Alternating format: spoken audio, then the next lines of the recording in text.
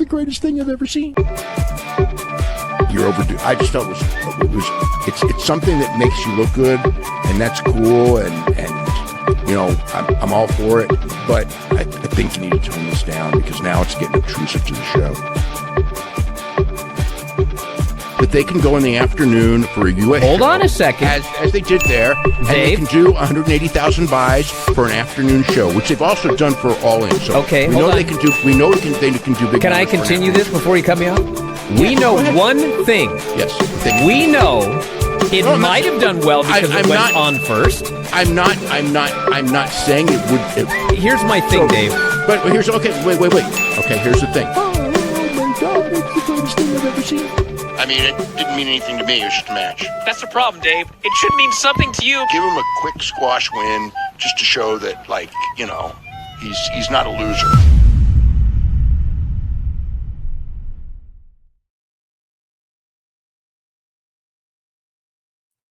Ooh, what's up, everybody? Welcome to another eclectic edition of Dave Meltzer Dumb Moment of the Week. That is right. I am your host, the infallible Phil Marks. Fucking Mark! And we are here today to react to Dave Meltzer, who, of course, has been dumb this week, as you know. Please hit like. Please hit subscribe. Please rate things 5 stars. You guys can super chat or fluter chat in if you'd like to support or become a member on YouTube. Make sure you add this to your podcast feeds or whatever, however that works, whatever it's called. I appreciate you all for being here. Without further ado, ladies and gentlemen, we're going to get into Roman Reigns being the odd man out, allegedly, Bryan. Ricochet being in, like a finger in a bum at a proctologist's office. Ricochet is in right now, and he's desperate for attention, to say the least. Dave Meltzer fails about information on Saudi Arabia just in general, and then tells everybody they fear facts when talking to Ricochet, even though he said Sami Zayn was a hometown hero in Saudi Arabia. And lots more. His reactions to AEW, WWE, TNA, everything else in between. And guys, patreon.com/@ProWrestleTimes. And there are bonus episodes to patrons, for patrons, available to patrons exclusively on Patreon. And the most recent one, the inaugural edition, and expect a lot more of these. Bonus Dave Meltzer Dumb Moment of the Week. It's about an hour long, not quite as long as this show goes. And on this edition, I analyzed every single one of Dave Meltzer's best friends from 2015 to 2026 and how Dave thinks it qualifies him as an expert in many fields. It's genuinely insane. Once again, I am your host, Phil Marks. Fucking Mark! And without further ado, ladies and gentlemen, flutes in the chat, because it is time for, you all know it, you might as well put the flutes up because you all know what it is. It is Dave Meltzer's Dumb Moment of the Week, featuring Bryan Alvarez, of course, and many of our others. So yeah, patreon.com/ProWrestleTimes, bonus episodes of Dave Meltzer Dumb Moment of the Week. Him and his fucking this rogues gallery here of super villains and credence. I go over a list of Dave Meltzer's best friends, but basically I want to start with Royal Rumble stuff and Roman Reigns stuff and Saudi Arabia stuff, because Dave Meltzer, you know, before the Royal Rumble went down, he was saying, oh, it's Roman Reigns is the odd man out at this WrestleMania. He said it a while back, this one coming up. And an odd man out in what way? Like, I remember making fun of this. It was like, you know, we were saying, I mean, if he's not in a title match, Roman's bigger than a title. Like, he's a money match, and he is going for a title, and they just cooked it on Raw. And it's funny because he really wasn't the odd man out. And I've maintained this theory that Dave and them spurg out about the fucking whiteboards on Unreal, because they tell Dave, after they erase those whiteboards, they go and tell Dave what they wrote down on those whiteboards. And then he gets it completely wrong, and that's why he's always wrong. And then people go, well, there were plans, but they changed. So when Dave said that, he was actually right. No. You can't prove that that's the case. What we can prove is, well, he spoke definitively and then we'll say things like plans change, which they do, but anybody could do that. That's all we can really prove, that he just does what any person could do. Oh, I mean, they were planning to do Orton, and well, the plans changed. So we don't know, when was that show filmed? And yes, plans are going to change. That's not like an excuse to think you're leaking info way early. And yeah, it's all good. So moving along, or not even moving along, diving right in here. We go back to February 1st. El Plethora said, so what happened to that Roman is the odd man out for Mania? Meltzer report, perhaps. And this is a guess from me. If there isn't certain obese senior leaking Survivor Series teams and complain about Triple H and get Meltzer to write hit pieces, then maybe Meltzer doesn't know shit. Maybe. And so, according to Dave Meltzer in a new edition of the Wrestling Observer, Reigns is currently the odd man out of the title picture following McIntyre's surprising victory last Friday. Additionally, the report states that Reigns is scheduled to return at Rumble later this month, and his creative direction for Mania should become clearer at the event. Reigns hasn't been seen since Survivor Series when he competed in the Men's War Games. So, yeah, I mean, anybody could say Roman will be at the Rumble in Saudi, and his WrestleMania plans will be determined then. Anyone could really say that. But then Dave extrapolates, well, he's the odd man out of the title picture. He's not even in the picture. And then he's just the fucking World Heavyweight Championship title match. So we were told that Roman Reigns will be the odd man out of the WWE title picture. So if somebody wants to say, oh, come on now, Phil, he is saying the WWE title picture, right? But he's not even in it. So it's not the odd man out either. He's just a man out. He's just not in the picture for it. And nor was he really. For the last how long, how many months. He is scheduled to return at the Rumble, and one would expect his direction to be clearer there. And one would expect Bryan, like he's this intelligent creature, bro. Oh my God. One would expect, yeah, no shit. And so back January 31st, Meltzer said, posted, you guys bought this Roman interview hook, line, and sinker for that sweet Elon engagement. Never change, IWC. And so what is this in reference to? I'm only 40 years old. Oh, so this was Roman. Oh, yeah. So Roman recently was on the Pat McAfee show, and he kind of he kept it real about the current landscape of WWE, but obviously he's working. We covered it on the show, and it, like, in the IWC, people were like going back and forth over it. And like, of course, sickos were like, he just buried WWE, LOL. And like, Roman was clearly, dude, when you're on Pat McAfee and wrestlers in general, you're always kind of working. It's always kind of a work, even unreal. Even when you think they're not working, that's probably when they're working. And Roman, we talked about it on the show. Like, I just was like, I didn't really think too much about it. I was like, he's spitting. He's telling the truth right now, but he's also in character. Like, it's Roman. He's just doing this to get people talking and stuff. And yeah, so people, I guess, bid on this hook, line, and sinker. And I don't know if this he's literally just saying he's the best and no one can follow him. True. These idiots think he's bagging the creative team. Yeah. So I guess some people took it as like, oh, Roman's burying the creative team. I don't know what that really has to do with Dave, unless he took that as, so is that, oh, okay. So maybe Dave went on to then say, oh, he's the odd man out after hearing that interview. If that's the case, I don't know when Dave reported this. And how it falls on the timeline as far as what went down this last week. If this was posted again or reiterated in the Observer after, but Dave's been on this tip for a minute as far as like, Roman's fucking, it's weird, he's out of the picture. So that's funny as fuck. And yeah, Roman was working, guys, obviously, but he was also telling the truth. Like, yo, someone's got to step up. Like, who's it going to be? It's been 2 years now. What are we doing? You know, who's going to blow this shit, take it to the next level? I had to level this shit up. Who's going to take it to the next? He's right. Who's going to be the guy? Who's going to do it? Or is he going to have to come in and do it again? I love it. And it's work, but it's kind of a shoot, but it's not burying anyone. It's just challenging the fucking, it's just letting everyone know. It's Roman fucking Reigns, dude. He's just letting everyone know what's up. So that's pretty funny that was Dave's take. Here is him now talking about how Reigns and Punk appears to be the match at Mania. Everyone's wondering who's number 30. Chris Jericho? It's Gunther. And he comes out. Well, they made it very clear Gunther was in the Rumble. They did. You know, so it's like it had to be him. So there you go. Yeah, but no Chris Jericho. And there were people chanting Y2J all over the show. Yep. So were they chanting it all over the show, or did they just chant one time that I can recall? I'm not sure. Okay, I had a few beers. We were live streaming.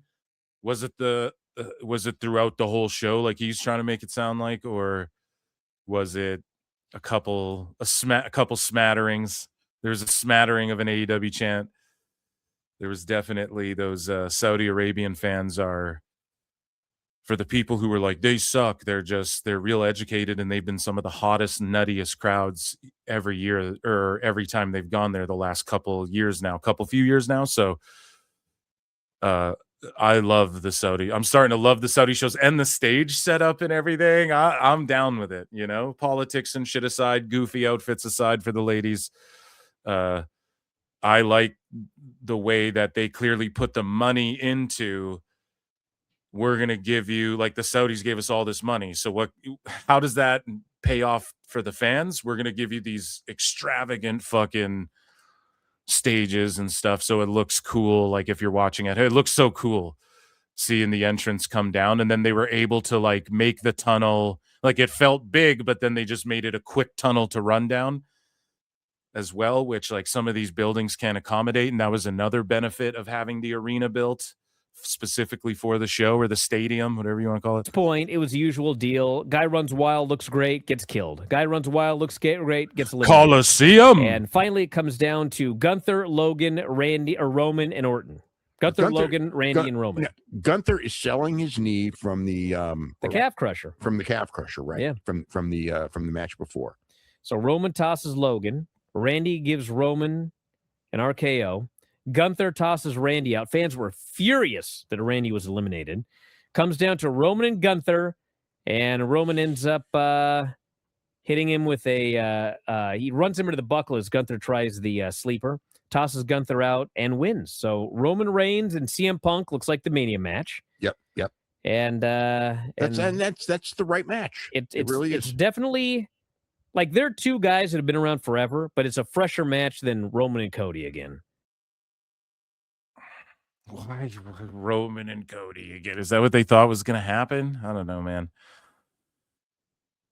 So he's directly in the title picture. So I don't know what the fuck Dave was talking about earlier, that shit we were reading. But speaking of the Rumble itself and Saudi Arabia, let's just go through some of the stuff that happened in the Rumble. Powerhouse Hobbs was there at the Rumble. And so Dave said that Powerhouse Hobbs Royce Keys got a 5-year offer from AEW. I think that in the negotiations, it became kind of clear that he was going to WWE. The offer was a very good offer. And this is the problem, right? And I thank you, Conrad. Come on now, Phil. I do the voice and it's funny and everything, but Conrad Thompson's been saying on his shows, like, he's been putting it out there, someone's clearly leaking this shit on AEW's behalf whenever someone's leaving to WWE. Like, this shit's getting leaked out there, but then whenever someone's going to AEW, it's only leaked out there because Meltzer can't help himself but look giddy and stuff like that, and too obvious because he's a little fucking kid. But otherwise, they don't know. All of a sudden, they don't know about Ciampa and shit, and they just keep it under wraps, and people return, and the sheets aren't fucking writing reports on it. We got to get fan footage of MJF in the UK before the show airs. Everyone's keeping it private. Like, it's obvious what's happening. It's just way too obvious. People aren't dumb. Okay? And it's just funny that Dave is now leaking out all this personal business, like this 5-year offer shit, more money, and it always gets leaked out. And it's like, well, it's obvious they're going to WWE because this is what Tony tried to do with Jade. He tried to do this with Hobbs. He doesn't realize this isn't good for long-term shit, and this isn't good for keeping guys around long-term. But because Royce Keys was getting paid in AEW already. So Tone will offer people like a bunch more money than he knows WWE are going to give them. And people are still turning it down, and they go, well, let me like take this to the other side and let me just weigh out my options still, Tone. And he's like, okay, it's great. But he's starting to realize, you know, what is it, 6-7 years later? 6-7, no. 6-7 years later, he's starting to realize now that people, when they say that, they're just being nice. Like they're turning down all that money because it's not worth it to be there. If you want to be a star, if your dream is wrestling and leaving a legacy and making more money in the long run, or like really betting on yourself to see if you can operate at the elite level, which Hobbs looks like he can, dude. He came down. How many people were there? 25,000 people in that place. Just a roaring fucking crowd. And he did good in the Rumble. I mean, he looked really good. He didn't look overly nervous or anything like that. Maybe it helped that the lights made it look like you couldn't really see people sitting in the seats. Maybe that like helped him, to get it out of his mind.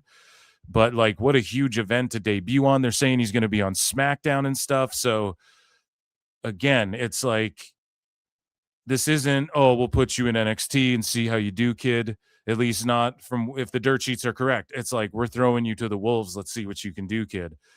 See if you survive. And I love that. And I love that he's betting on himself this much.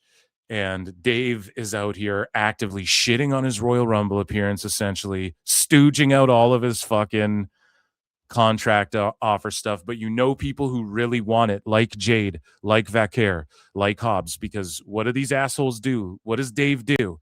He stooges out Tony Khan's business. He stooges out the fucking wrestler's business. Guys, Tony Khan.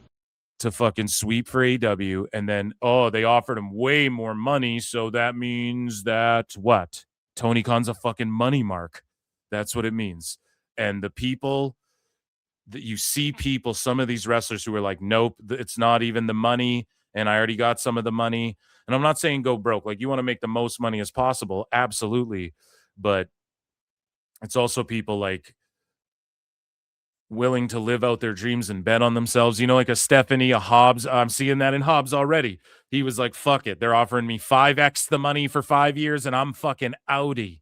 I'm going to WWE. I believe in myself. That's what the dream is at the end of the day. All these any wrestler coping over that, the dream is WWE in some capacity. Okay, even a guy like Mike Bailey, who's like, no, I'm cool just traveling the world. And he's very chill about this. I like that he just says it. He's like, I'm cool traveling the world, making money, and I'm going to work for whatever affords me that ability. And I'm not shitting on anybody who never went to WWE or whatever.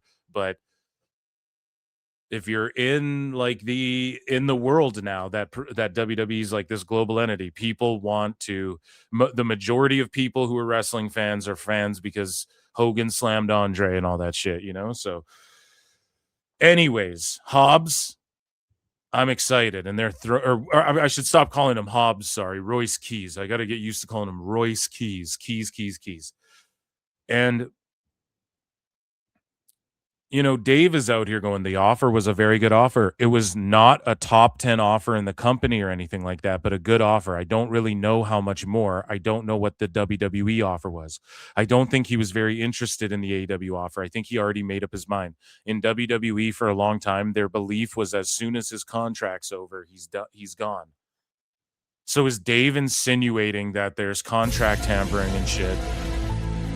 What are you trying to say there? He just extrapolates all this bullshit because someone phoned him and said, yeah, we offered him 5 years and a bunch of money. He just didn't want to be here anymore. It's like Jade Cargill. You know, he just didn't want to be here, and no amount of money. And these people are nice to Tone. They're nice to him. They let him down easy, but then he offers them so much money. And is that an opportunity? No, it's it's an opportunity. I mean, do what's best for your bank account. That's fine. But what opportunity is Tone offering him? It's just a bunch of cash up front. That's all it is. It's not like the long term what he could accomplish, the fan base, the market, what he could open himself up to by going to WWE. You mean to tell me someone sees Hobbs and doesn't go, yeah, we'll put him in the background of a fucking movie as goon number 3 in this bar fight or whatever? Like, it's just going to open up so many doors and possibilities to him. And of course, like, you got to think about things like the gaming community and stuff. Like if he's included in 2K26 or something, that's a whole new world. Don't you dare close your eyes. So moving along here, here's what Dave had to say about Hobbs's like Royal Rumble appearance and all of that. I don't know the WWE offer. I know he got a 5-year offer from AEW. And that's everything. I don't know. So Dave apparently has friends who are Olympians and high-level doctors and fucking people with boots on the ground in Saudi Arabia and can tell him about their politics and China's politics, and I'm not joking. And you know, he's this he knows everything there is about WWE, and he knows when the plans change and all that shit, but he doesn't know shit about WWE's side of the offer, but he's told all this stuff from the AEW side, and then he extrapolates all this extra shit. Sorry, let the clip play longer before. Very good offer. It was not like an AEW. It's not like top 10 offer in the company or anything like that, but it's a good offer. But he, you know, and again, I don't really know much more. I don't know what the WWE offer was.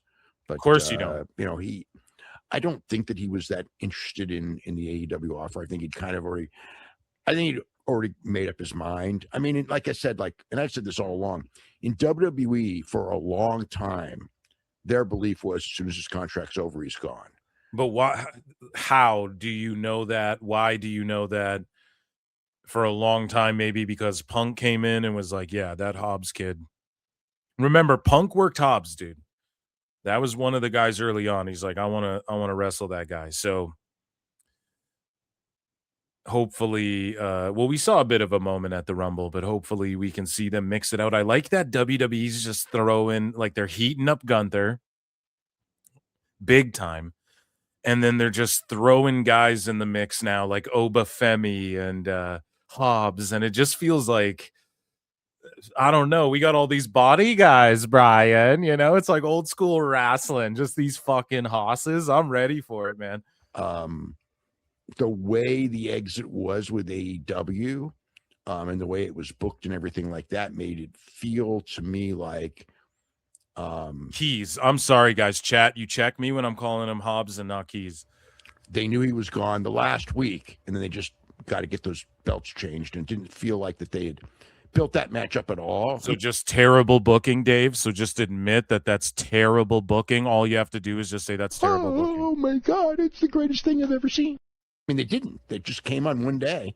So I think that Tony had hopes to keep him and thought that the offer would keep him, and he had just decided and promised that he was going to go and went. So so Dave is sitting here going, WWE knew for a long time and AEW knew that he just didn't really, the idea through the whole thing was, but the way it was booked, it seems like Tone really thought he was going to keep him. And then last minute realized he wasn't going to. So then why are you making up shit to try and protect your guy, the best guy? The best guy is Tony Khan. And, he was in the show tonight, and he didn't get any reaction. It was the wrong place to debut him. Didn't do anything super memorable. Was there. The announcers talked. Oh, my God. Now just is he really burying Hobbs's Rumble shit? Decided and promised that he was going to go and went. And, he was in the show tonight, and he didn't get any reaction. It was the wrong place to debut. He didn't get any reaction. He's not supposed to get a reaction, Dave. Here's the oh man. This is how fucking deluded He this had guy is, Cuervo right? with him the whole time too. Dave, you're not supposed to book Hobbs to pop the AEW sickos the few AEW sickos who are in attendance at a WWE show. That's not what it is. Now, you do put Powerhouse Hobbs on the Tron in case some people know. There were fans there who chanted AEW, in fact. So you're wrong. He did get a reaction. In fact, they chanted AEW, but you're such a bumhurt little bitch that you have to bury him and, in turn, not even bring up that there was an AEW chant for him. That's A. Or it was like for him, and I think he stared down with Rhodes or whatever, and people were like, AEW.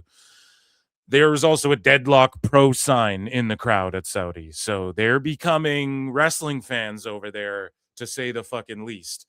And that's a good thing. I'm like, yo, that's a positive. No one's really putting that over. Your boy Ville's over here like, that's a fucking huge positive. To say he got no reaction, Dave, his reaction's supposed to be, who the fuck is this guy? Who's this monster? Whatever. And they called him Monstar. They had the Powerhouse Hobbs thing. Why? Because social media. So what did WWE immediately do? They uploaded a 1-minute clip, and they're doing it for every Rumble, just every entrant in this Royal Rumble. And it's like a 30-minute video, 1 minute of each person who just enters. It doesn't even show what they're doing. They're going through each year. WWE's YouTube is doing this. I know Dave doesn't study the business. I know he doesn't realize that YouTube is like a huge fucking part of this business. Huge fucking part of it. But they uploaded his thing, so everyone goes, oh, Powerhouse Hobbs, and then they see that on the Tron. Like, that's what that's for. You book Hobbs as like he's a newcomer. I was saying run vignettes for the guy, but again, it adds the element of anybody can show up in the Rumble as well. Because as far as some people know, he's an AEW guy. Or when they Google, well, what Powerhouse Hobbs, Royce Keys, I don't know who this guy is. Holy fuck, he's jacked. He just threw out Damian Priest. What the fuck? And then you Google him and you're like, oh, his Wikipedia, he was if you're that much of a sicko. Otherwise, it doesn't, they did it exactly, I think, the right way.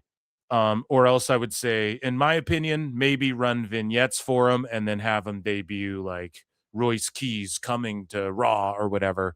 But there's no way to do it to please Dave unless he comes out waving an AEW flag and then takes a shit in the Fed ring and goes, fuck Triple H. That's the only way you're going to make Dave happy. Poor people don't like AEW. So, in my opinion, they did it the absolute right way. You introduce this monster of a fucking mountain of a man. And here's the thing. He's older as far as quote unquote, like he's 37 or whatever. So you fucking push him right away. Like you see in the next 3 years, what can this guy do? In the next year, it's like, is he going to sink or swim? In the 2 years following, that's where you establish where the fuck he is in the card. Or the build is like, we're building this monster up because we want main eventers, you know? I think they did it the right way. They got the most eyeballs on him. They did it this way with Jordan Grace. They did it this way with Joe Hendry. They did it this way with, I think, Jade Cargill. They've done it this way, and it's worked, and it's paid off in the past. And Powerhouse Hobbs is a guy that I think they did it the right way. Dave's just burying it. I don't even think he watched it. Sorry, let's finish this clip. Didn't do anything super memorable. Didn't do anything super memorable. He threw Damian Priest out.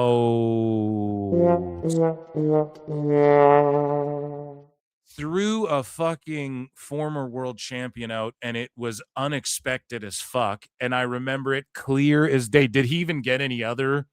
He had such a memorable elimination that I didn't see coming, that I don't remember if he even eliminated anyone else. Fire!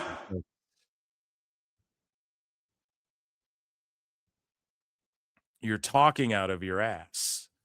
Was there. The announcers talked him up well. Okay. Okay, fair point. They did. I think they didn't even. Well, the Monstar thing, if he can get away with that, but I think that's Looney Tunes. Disney's gonna fucking. I mean, hey, they're teamed up with or no, who owns that? WB. Yeah, so they would call him that. Well, Netflix is about to own that shit, I guess. So Netflix owns. Okay, I'm trying to make the connection of like Space Jam, Warner Bros. Would own that, but then if Netflix owns that, and then they can call him the Monstar, or what? Is that how that works? I don't know. Lex Luger, where's your legal expertise on that, right? Following the fucking timeline of who owns Bugs Bunny I don't now? know. You know, I mean, Oba was the debuting star. Oba was the debuting star. Yeah, maybe. I guess I'll agree with that a little bit. Powerhouse Hobbs got a great offer. It would have been a number that okay, so listen to what Dave says. This is mental. He goes, Hobbs, got a great AEW offer to stay, but except I don't know his WWE offer. The AEW offer was much higher. We covered that. It would have been a number that I believe would have been. It would have been a number that I believe would have been higher than anyone but Chris Jericho earned in AEW's first year in 2019, which tells you how much having a promotional war has increased salaries. Oh my God. And no, it hasn't increased salaries. Dave's like, it increased salaries across the board. No, dude. Okay. Now, maybe TNAs have increased a little bit, but they do shorter deals, and they also just got a $30 million TV deal or whatever the fuck. AEW got their deal a while back, but they've been spending over $100 million every year. And it's like, listen to his breakdown here. It would have been a number that I believe would have been higher than anyone but Jericho earned in AEW's first year in 2019. So to stay in AEW, Tone was offering Hobbs in 2026 $2 million plus. Best guys, Tony Khan. Jericho was making like $2 to $3 million that first fucking year.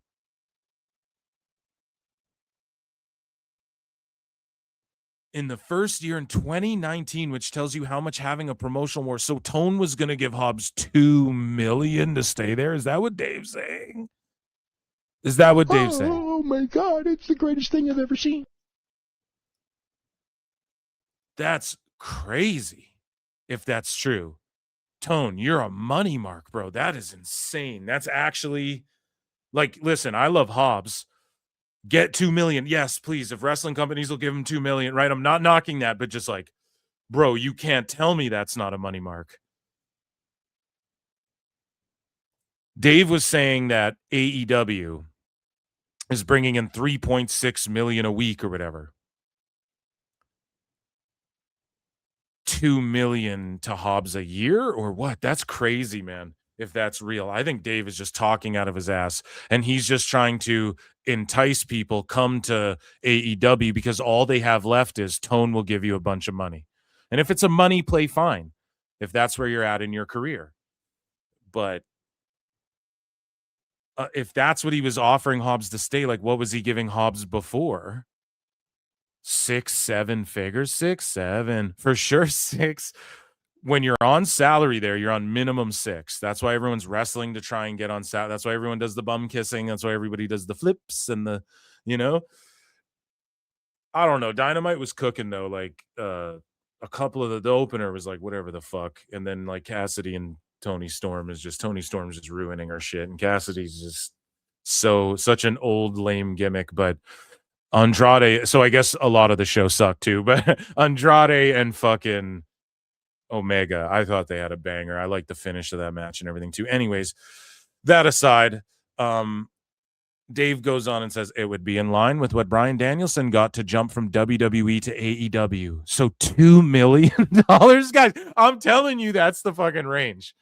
So millions of dollars we're talking about. Maybe slightly less, but in line. So 1.5 million or something like that. It would be more than guys the level Kevin Owens and Zayn were making 4 years ago. Dave, just say a number. You see how I'm just saying a number?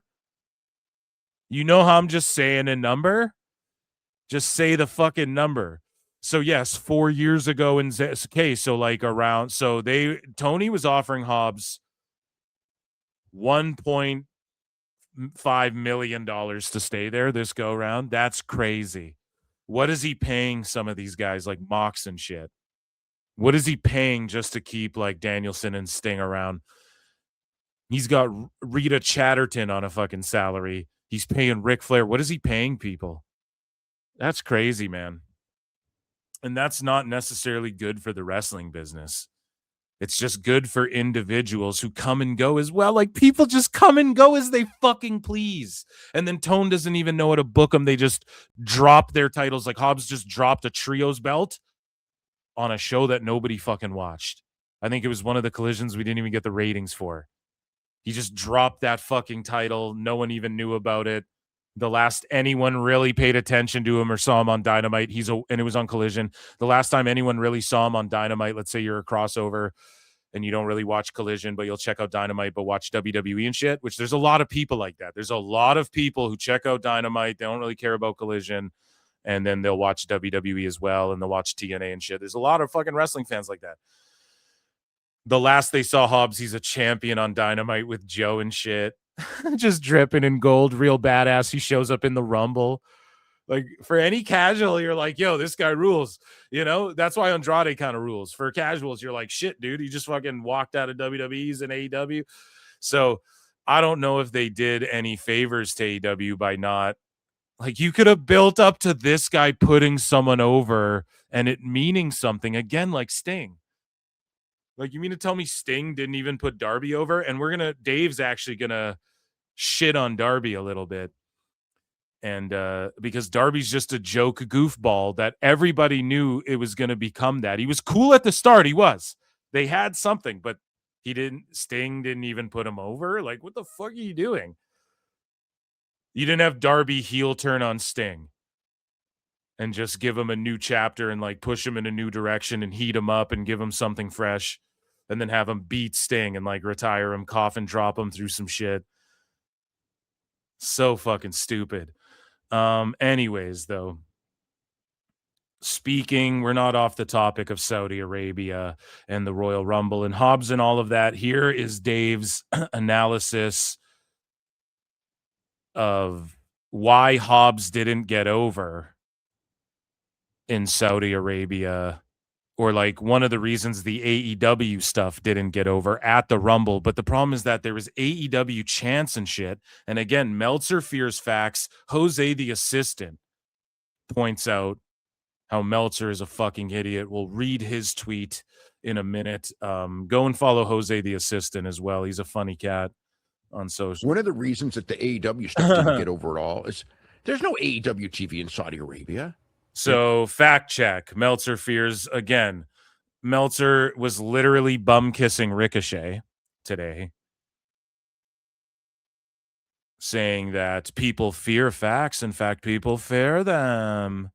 Meanwhile, here's facts, Dave. You didn't even look into we have this. confirmed that Dave Meltzer fears PWT and flutes. Let's say that there was no TV. Let's just say Dave is right. Okay, they were chanting AEW, though, Tard. So what are you talking about? So we'll fact check him. Jose, the assistant, says it's reported that in 25, over 3 million people watched Royal Rumble. Remember that in the business, the fans and attendance matter, but you're on a program where the red light in the cameras has potentially millions of people watching. Right? And Jose, the assistant, also pointed out there's no TV in Saudi or AEW TV in Saudi Arabia, Meltzer says. Stars Play has been streaming in the Middle East since 2022. And look, they have Collision and Dynamite. Here in Canada, I don't even get Dynamite on Crave, dude. I don't even get Dynamite on there. It's only Collision episodes, and I don't even think it's all of them. So shout out Jose, the assistant, who just fucking pwned him. Who just played the flutes, brought the didgeridoos out on... No, that's Australian.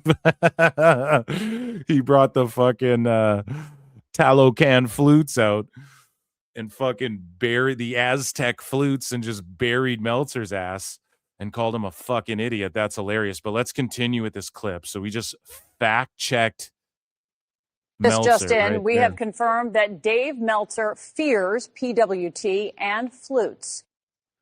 And apparently, like, Dave studies the business and knows all this shit, and I'm an expert. And you guys need to see it too. If you're not a patron, patreon.com/ProWrestleTimes. I've been uploading. I'm uploading bonus episodes of Dave Meltzer Dumb Moment of the Week. And this one I did was a brilliant Meltzer Said What thread where he's been chronicling since 2015 until now in 2026, all of Dave Meltzer's best friends. And it is glorious. And he genuinely thinks he's an expert in the television industry and shit because he has a friend who's an ad guy for Comcast and shit. It is insane. You guys have to check it out.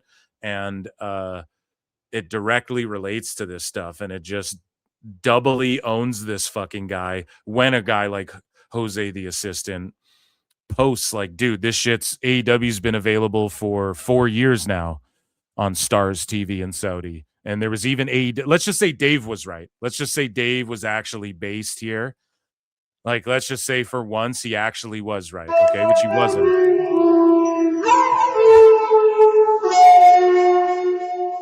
Then why did they chant AEW? And they didn't even really, it wasn't AEW stuff. They just had stare downs, a little nod to old history, just like they do with NXT guys as well. They also had a moment with Javon and Oba, and I think Trick got in there too. 3 great rivals from NXT. And there's a reason they did that as well. And Dave's like, this shit didn't get over. They were chanting AEW. Let's get through this clip. You know what I mean? So it's like they went in there and like, I don't like, they put the name Powerhouse Hobbs up, and it's like in Saudi Arabia, they don't know who Powerhouse Hobbs is or Royce Keys.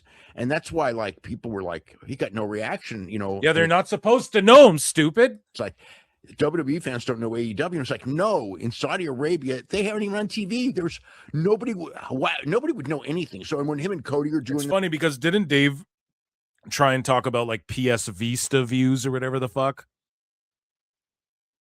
And talk about how, well, yeah, AEW does have a bit of TV in Australia before. And like I don't even think they have TV in Australia anymore. But when people are like, this Australia shit, I don't know if it's going to work out.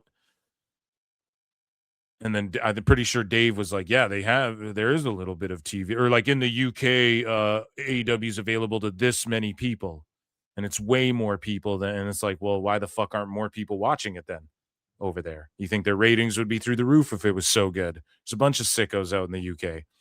And there's never really been explanations for that. And you'd think Dave would know about this Stars TV and he'd be playing it up. Oh, yeah, they have an audience there, Bryan. You think he'd use this as an opportunity to put AEW over. But the reason he's not doing that is because Hobbs is a Punk guy. So remember, Punk wrestled Hobbs.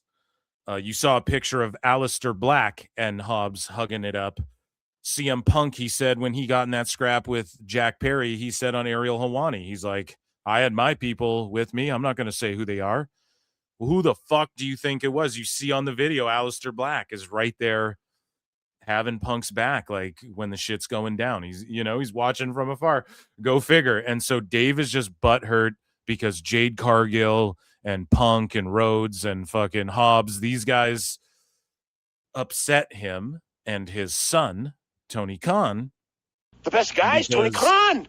Of how they exit the company and don't bow down and take the money. Somebody said golden handcuffs in chat earlier. That's what it is. In business, it's called golden handcuffs. Like, I just offer you a shitload of money. They don't bow down and take the money. Yeah, because that doesn't work, because that's called a money mark. Period. It doesn't even, and Dave's like, if you're profitable, then you're not a money mark. No, it doesn't mean that. Doesn't mean that at all. You could be in the green and still be a money mark and still have people mark you in for money. And you fucking just, if you're making money, it's like, how many celebrities are out there who've had family fucking take it? You don't got to lose your home to be a money mark. There's, money marks come in different shapes and sizes, Dave, but that's not what a money mark is. A money mark's just somebody who gets marked in for fucking large sums of money until they go broke. That's not a fucking qualifier. Anyways, stuff together, and everything that might have worked in the United States or Canada, But in Saudi Arabia, like they didn't know who the guy is. They don't need to So, know. you know, There was a very light understanding because there was a light See, Brian has to check him. AW chant. I heard that. But too. I mean, Yeah. it would be from people but who it's knew so about it lo- from the internet. Well, It was there's- not like a big reaction to anybody. It was like when they did there's the Cody stare down. That's when they chanted it a little bit.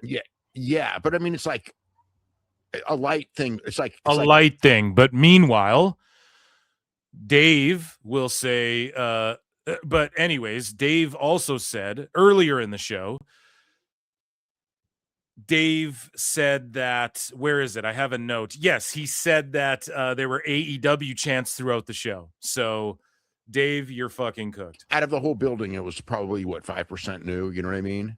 It's like, so 5% new, but you were saying that there were AEW chants throughout, and I had to ask chat, like, yo, were there was it throughout, or was it just like a few light chants? And when Triple H is at the podium in the past, Dave is like, oh, there were Edge chants and shit. He's talked about it like it's a notable thing. So for some reason, he's so bumhurt over Hobbs that he's gonna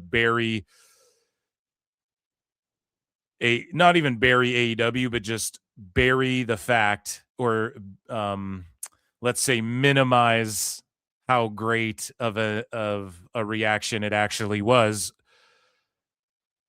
because of the fact they were chanting AEW. Like, let's say Dave's right about, oh, no one knows what the fuck it is. Well, then they got AEW chants there. So what the fuck are you talking about? it wasn't the place to debut him. Not that it really matters, but it's like in another city, like Yeah, I spurged out chats like, does he realize that he put down AEW? I'm like, dude, my brain malfunctioned when I was like, oh my God, he's actually like minimizing AEW. You know, it's crazy. oh my God, someone from AEW, they'd get that. Oh my giant God, pop, someone like, from jump up, AEW. you know Dave, what I mean? no one's a When star from someone- When someone AEW. jumps, they always do. But When someone jumps, they always do. No, man, nobody's like that big of a star. They pop for Jade Cargill. Blake Monroe got a good reaction. And like the sickos in NXT and shit. That's the Florida wrestling fan base and shit. They're wackos. Everybody knows that.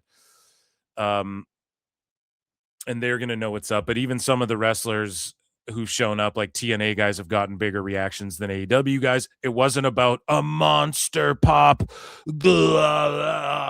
It wasn't about that, Dave. It was about introducing him on a large platform. And by platform, Dave, we also mean Netflix, who internationally, the Rumble was like the highest viewed, 3 million viewers internationally, not even counting the USA numbers or whatever the fuck it was that came out for last year. So imagine how many watched this year when it's a way bigger deal. We had 2,500 people tuned into PWT that night. That's how big of a fucking deal that Rumble was. Okay.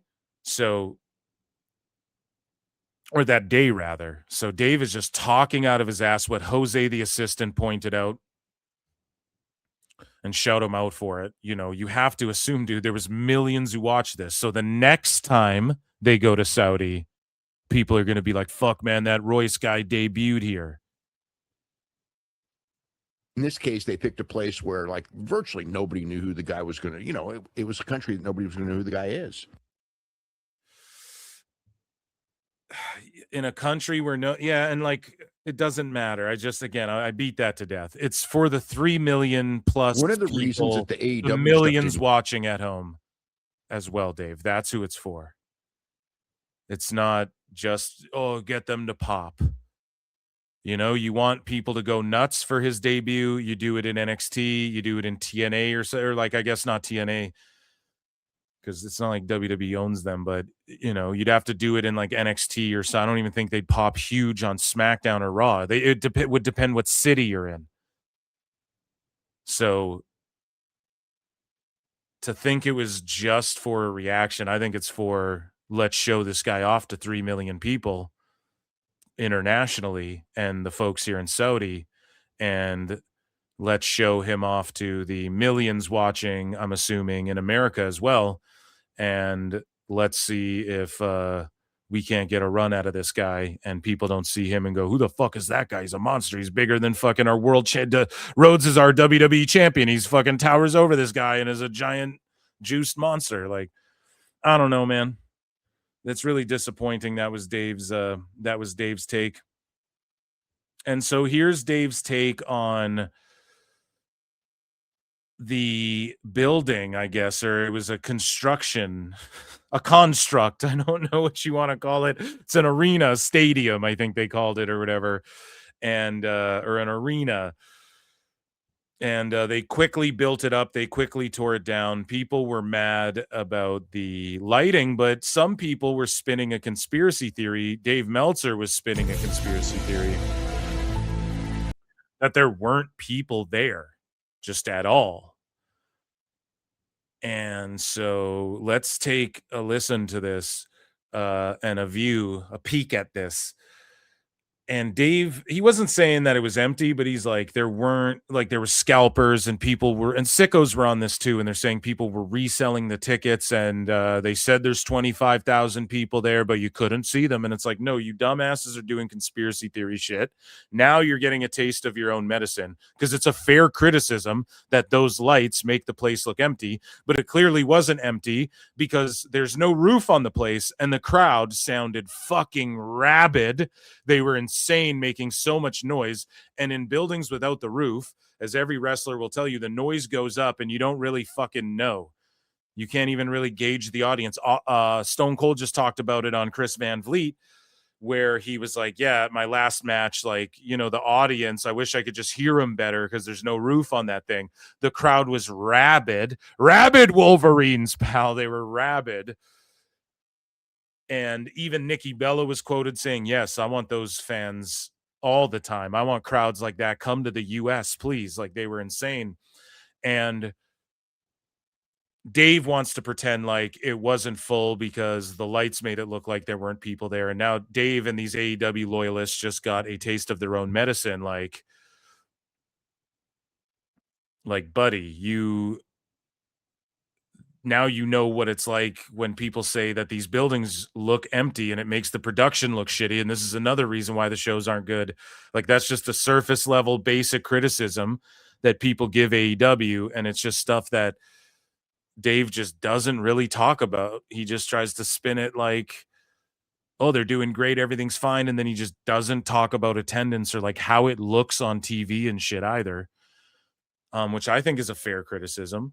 I liked this last Dynamite where they're in like the camera, the hard cams on the ramp side, and then all the people are surrounding them and it looks full and cool and like there's fans everywhere. And then there's no like, oh, the hard cam side is empty. Yeah, but they're coming down the ramp from there. So I like that setup. They should kind of own that and do that more. Anyways. The Royal Rumble. And that was the big show of the day. One of the bigger shows of the year for WWE, although I don't know how great a show it really was. There was no bad matches, but I mean, it wasn't a blow-away show at all. That's for sure. I think one of the big issues, which wasn't a blow-away show. You mean blowed away like a flute?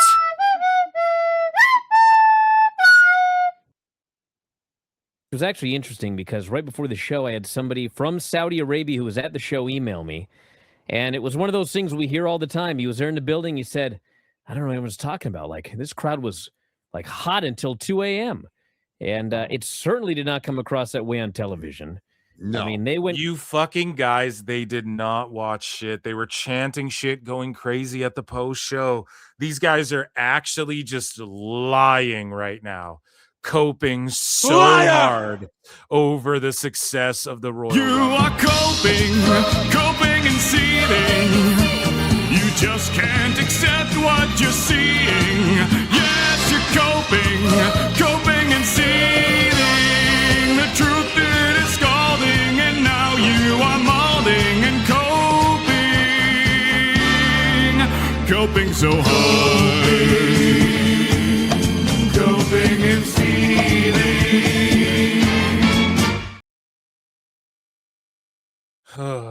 Bonkers.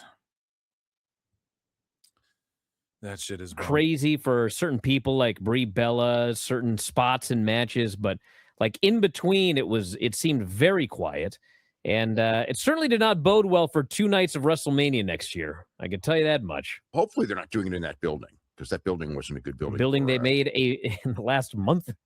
Yeah, don't even want to talk about that one. But the thing is that the building, it's like I know it wasn't empty. It looked like nobody was there. Well, they had a very weird setup with the seating where they had these lights. And so when you looked at it, you saw all these lights and they looked like empty seats.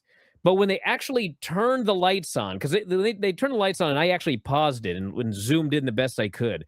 And there were people in a lot of the seats. No, there were a lot. There were even no. And when they were doing like no. There were people. No. He's trying to say that there was nobody there. And then they're pretending like, oh, the crowd, it didn't come across like they were hot through the whole show.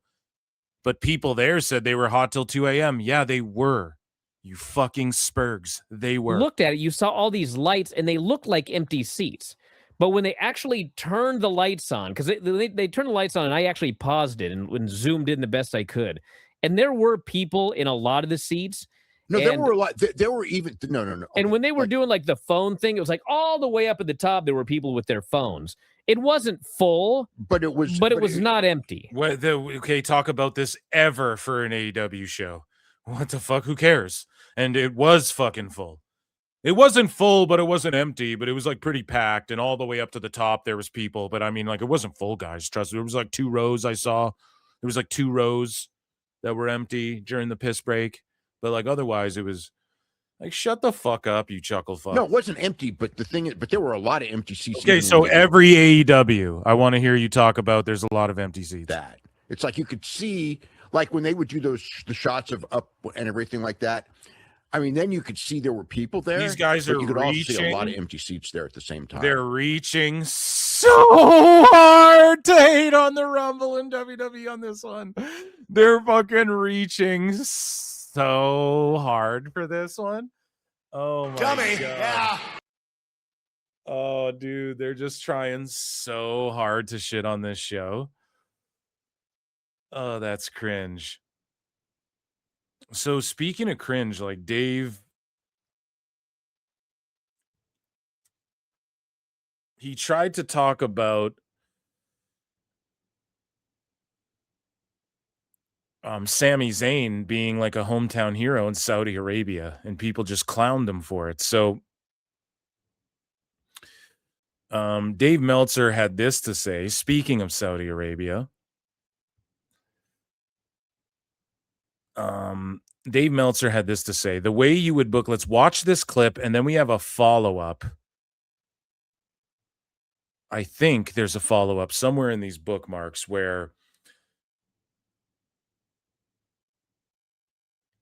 let me see. I'm just trying to find it here. I thought I had another one, but either way, Dave was saying, so not only was he wrong about them not having TV in Saudi Arabia, but then he goes on to say Sami Zayn, a guy who, first off, isn't he like Serbian? What is Sami Zayn? I don't want to get it wrong. I apologize. I don't want to call him Serbian. Sami Zayn ethnicity. Serbian, I don't know. He's Canadian, Syrian, pardon me. So what I said was very ignorant. He's Syrian, and he was born in Montreal, though. So he's Canadian. He's from Montreal, but he's also Syrian. And then Dave's like, they're in Riyadh, Saudi Arabia. And Dave's like, oh, he's the hometown guy and all this shit. I just think it's cringe as fuck. It's so cringy, and it just... there is a level of ignorance to it. And I pointed it out on the show too, on this show in the past, where it's like, okay, if you're in Toronto and then you guys, like, WWE is a big deal again. So if you're in Toronto and you bring out Kevin Owens, like, Toronto's not going to necessarily cheer for Kevin Owens. Like, motherfucker, Montreal and Toronto hate each other. You know, there was someone talking about this on a podcast recently where even in Alberta, it's like Calgary and Edmonton beef over... like if you're in some comedian, it might have been Jeff Dye. Yeah, I was listening to Wrestling with Freddie, and Jeff Dye talked about how he did a show in, I think, Edmonton, and on the poster for it, he made himself, like he photoshopped his head on like Bret Hart or whatever. And people there, the fans there were like, well, that's Calgary. That's not Edmonton. Yeah, because their sports teams beef and shit. You know, like, we're a country. Like, our cities don't, you know, there's rivalries and shit between cities and stuff. So it's kind of funny. Like, back in the day, if you just rolled out any Canadian, and yes, a Canadian's more likely to get the pop and people pull for their guy. But at the same time, like, just because you parade Sami Zayn out in fucking Winnipeg doesn't mean people are just going to automatically cheer for him and shit. Right? And so Hughes the Entertainment says you have more than double the audience of Gino Bisconti right now. A flat broke Gino. So Dave Meltzer, though, he talks about how Sammy's the hometown guy. Now, he does get pops in Saudi Arabia and stuff, but he's just over there. It's like, you know, the equivalent of just being over in a town. Like when they go to Philadelphia, they go crazy for CM Punk. He's not from there, you know? When Roman Reigns shows up in, you know, like he's just over there, just like Io Sky, right? She's Japanese. She's over in Saudi. They fucking love Io Sky in Saudi and in Australia and shit. But it's so you want to book her there in those places, but they don't. She's not from there, so it's not like a hometown win or whatever the fuck. It's like going to California. You're in like Hollywood and you're, oh, Bailey. Isn't Bailey from Cali? And it's like, oh, Bailey's fucking over in, this is the hometown crowd for her. It's like, I don't know if that necessarily applies. So here's Dave Meltzer again, just being dumb and wrong. The way you would book a world championship and then not correcting himself match where the local babyface loses, this was the exact opposite of what you would do. It was like, he came off as such an undercard second match guy when this thing was over. You know, it's like Drew's gonna, okay, if Drew wins, I get it, and wins with his hold, I get that too. But I mean, Sami should have gotten a lot and wins with his hold. Like, buddy, you're not one of the fucking Steiners. You're not a fucking you're not Vern Gahn, buddy. You know, like, what are you talking about? Offense, and it just, you know, he should have been, I don't say protected, because he wasn't going to be protecting the finish, and that's fine. He ain't in the world title picture. Drew's going to be in a main event against, you know, Cody and Jacob. So, I mean, I get the clean win, you know, I mean, there's nothing, but at least work like a match to where Sami looks like a contender, because it's like Drew beat a freaking prelim guy is the way the match was worked. I just thought, how was it like that? It's just fucking Sami went out there and had a match. He has the same match with people on TV. Dave, we live in an era also where that was the match that, and this is why it's good booking. Just banger match, banger match, banger match, banger match, banger match, banger match. That's not necessarily the best booking. It's a Rumble, AJ Styles retirement. People need food, popcorn, all this shit. They ran promos. They did, the entrances were really long. Drew milked his fucking entrance because they're giving people time. And then this is sort of the reset before the men's. It's like the calm before the storm, and they had an awesome match. If that match was on Raw or SmackDown, everyone would have been like, man, they fucking cooked this main event at the same time as well. And Dave did say, in fairness, that there was no bad matches, but it's like, the fuck. You know, I mean, I think I understand in the sense that they really, you know, Drew's always been backdooring into his wins and everything. So I think that there's this feeling that, you know what? Dave loves backdoor wins. He's main eventing one of the nights of WrestleMania. So we need him to look good. But even then, you know, the clean pin is good enough. You know, you don't need to just do that, you know, like the Brock Lesnar thing. You know what I mean? Because it what was the like, fuck are you talking about? What is this guy talking about? I don't even understand. Expected Sami to, you know, get all these near falls and for the people to be going crazy. I expected him to get all these near falls and do like an AEW match and do what he does with Dragunov on SmackDown and just have a bunch of near falls. And no, Drew just beat the shit out of him.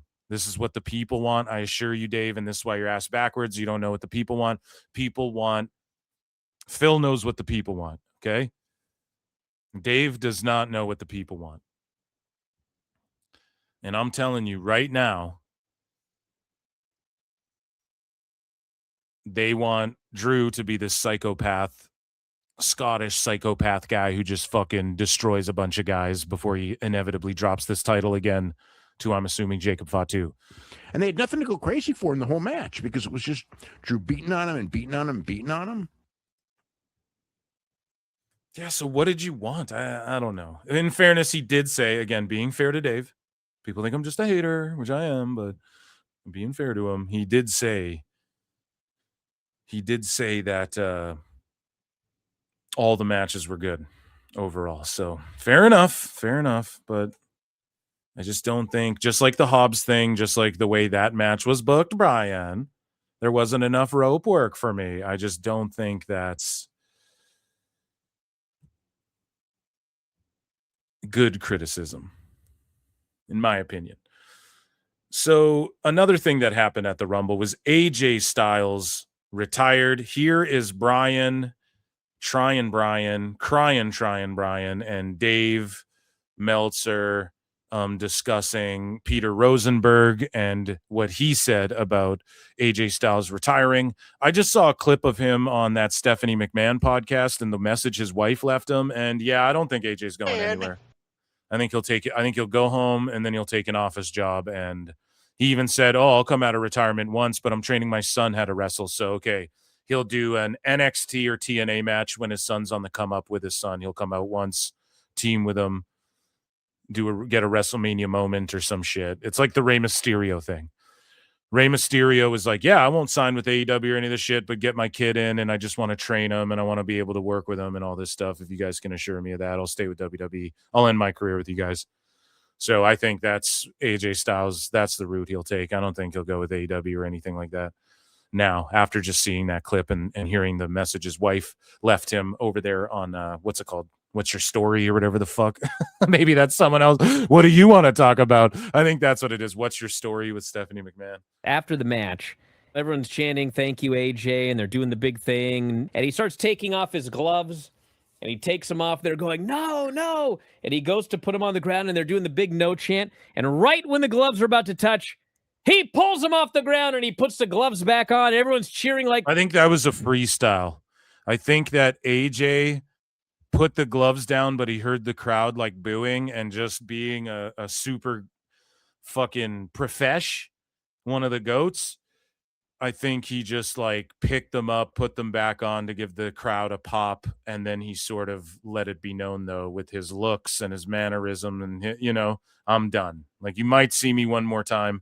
If that was planned, then okay, great. It worked. Whoever came up with it, good shit, pal.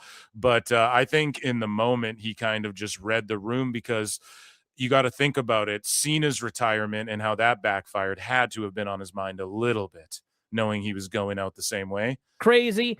And he does his hand signal, and then he leaves, and he teases going back into the ring, and he finally goes back in, but instead he poses on the corner, and then he leaves again. He does not leave his gloves in the ring. Mm-hmm. So, of course, after the show, all anybody could talk about is, when's he going to AEW? He can't really be retiring. Why didn't he leave his gloves? And Triple H did do a...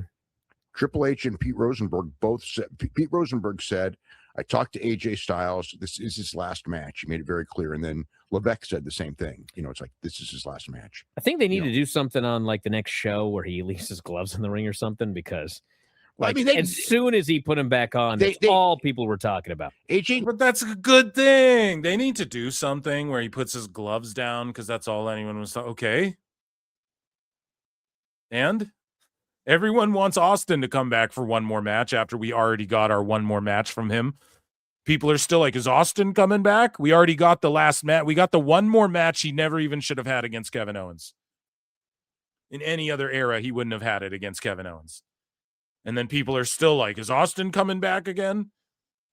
Same shit happened to Hogan. He's getting inducted in the Hall of Fame. They're all chanting one more match at him.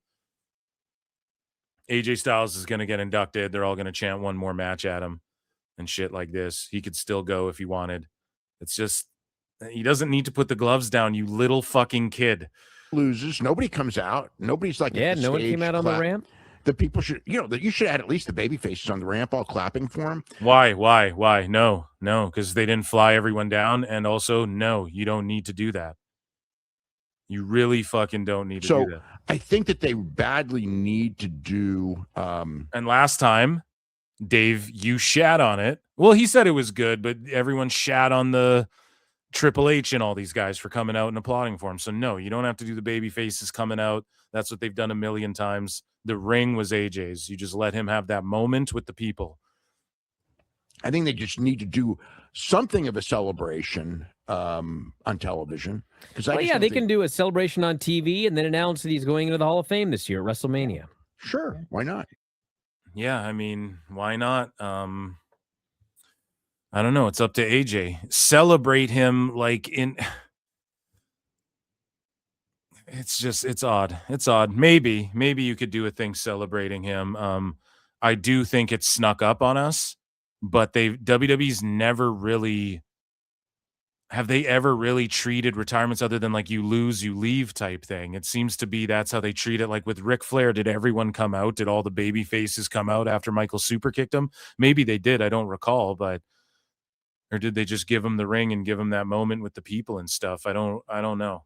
And then that wasn't even his last match, pal. Oh, come on now, Phil. You know I booked his last match. There's a lot to unpack there about his last match and how all of the people came out and whatever the fuck. Yeah, I don't know. If they do something good, if they don't, then I don't really care as far as I think the send-off was. I thought it was awesome. I thought this Rumble was a really good show. Everybody's just trying to poo-poo and pee-pee on it. After the match. And if they want to air a thing where it's like AJ Styles, here's his greatest moments and stuff, what are they supposed to do? A whole tribute show to the Phenomenal One? I mean, maybe they could. Maybe they could do that. But they just did all that for John Cena. And I know AJ Styles was a multi-time WWE champion. But is he revered like a Hulk Hogan Cena level guy to them? I don't know. There's other people who've retired, I think, where they didn't roll all of that out. So why they chose to do that? Well, here's why. I'll explain, actually, because Triple H said, I thought we'd have him for longer. I thought we were going to have him. And apparently he was in Stamford or he was in Connecticut or whatever. That's what JJ was saying. I don't know if there's any significance to that, but he was saying that they were meeting about trying to they want AJ working in the office. But for now, AJ, just go home, enjoy some vacation time and shit, chill out. And there'll always be a job for him in any Fed that he wants to work in.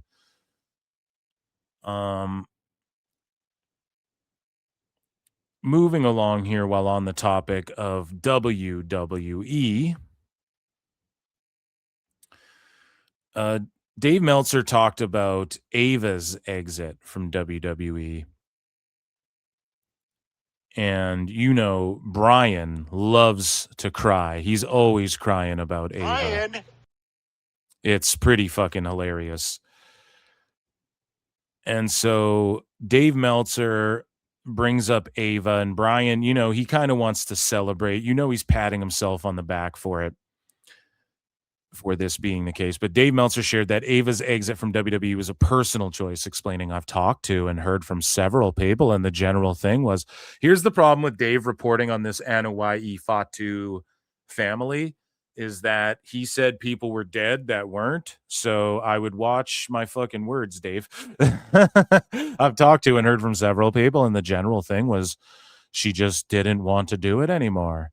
There was no compelling reason behind her decision. He suggested her future may lie with the family.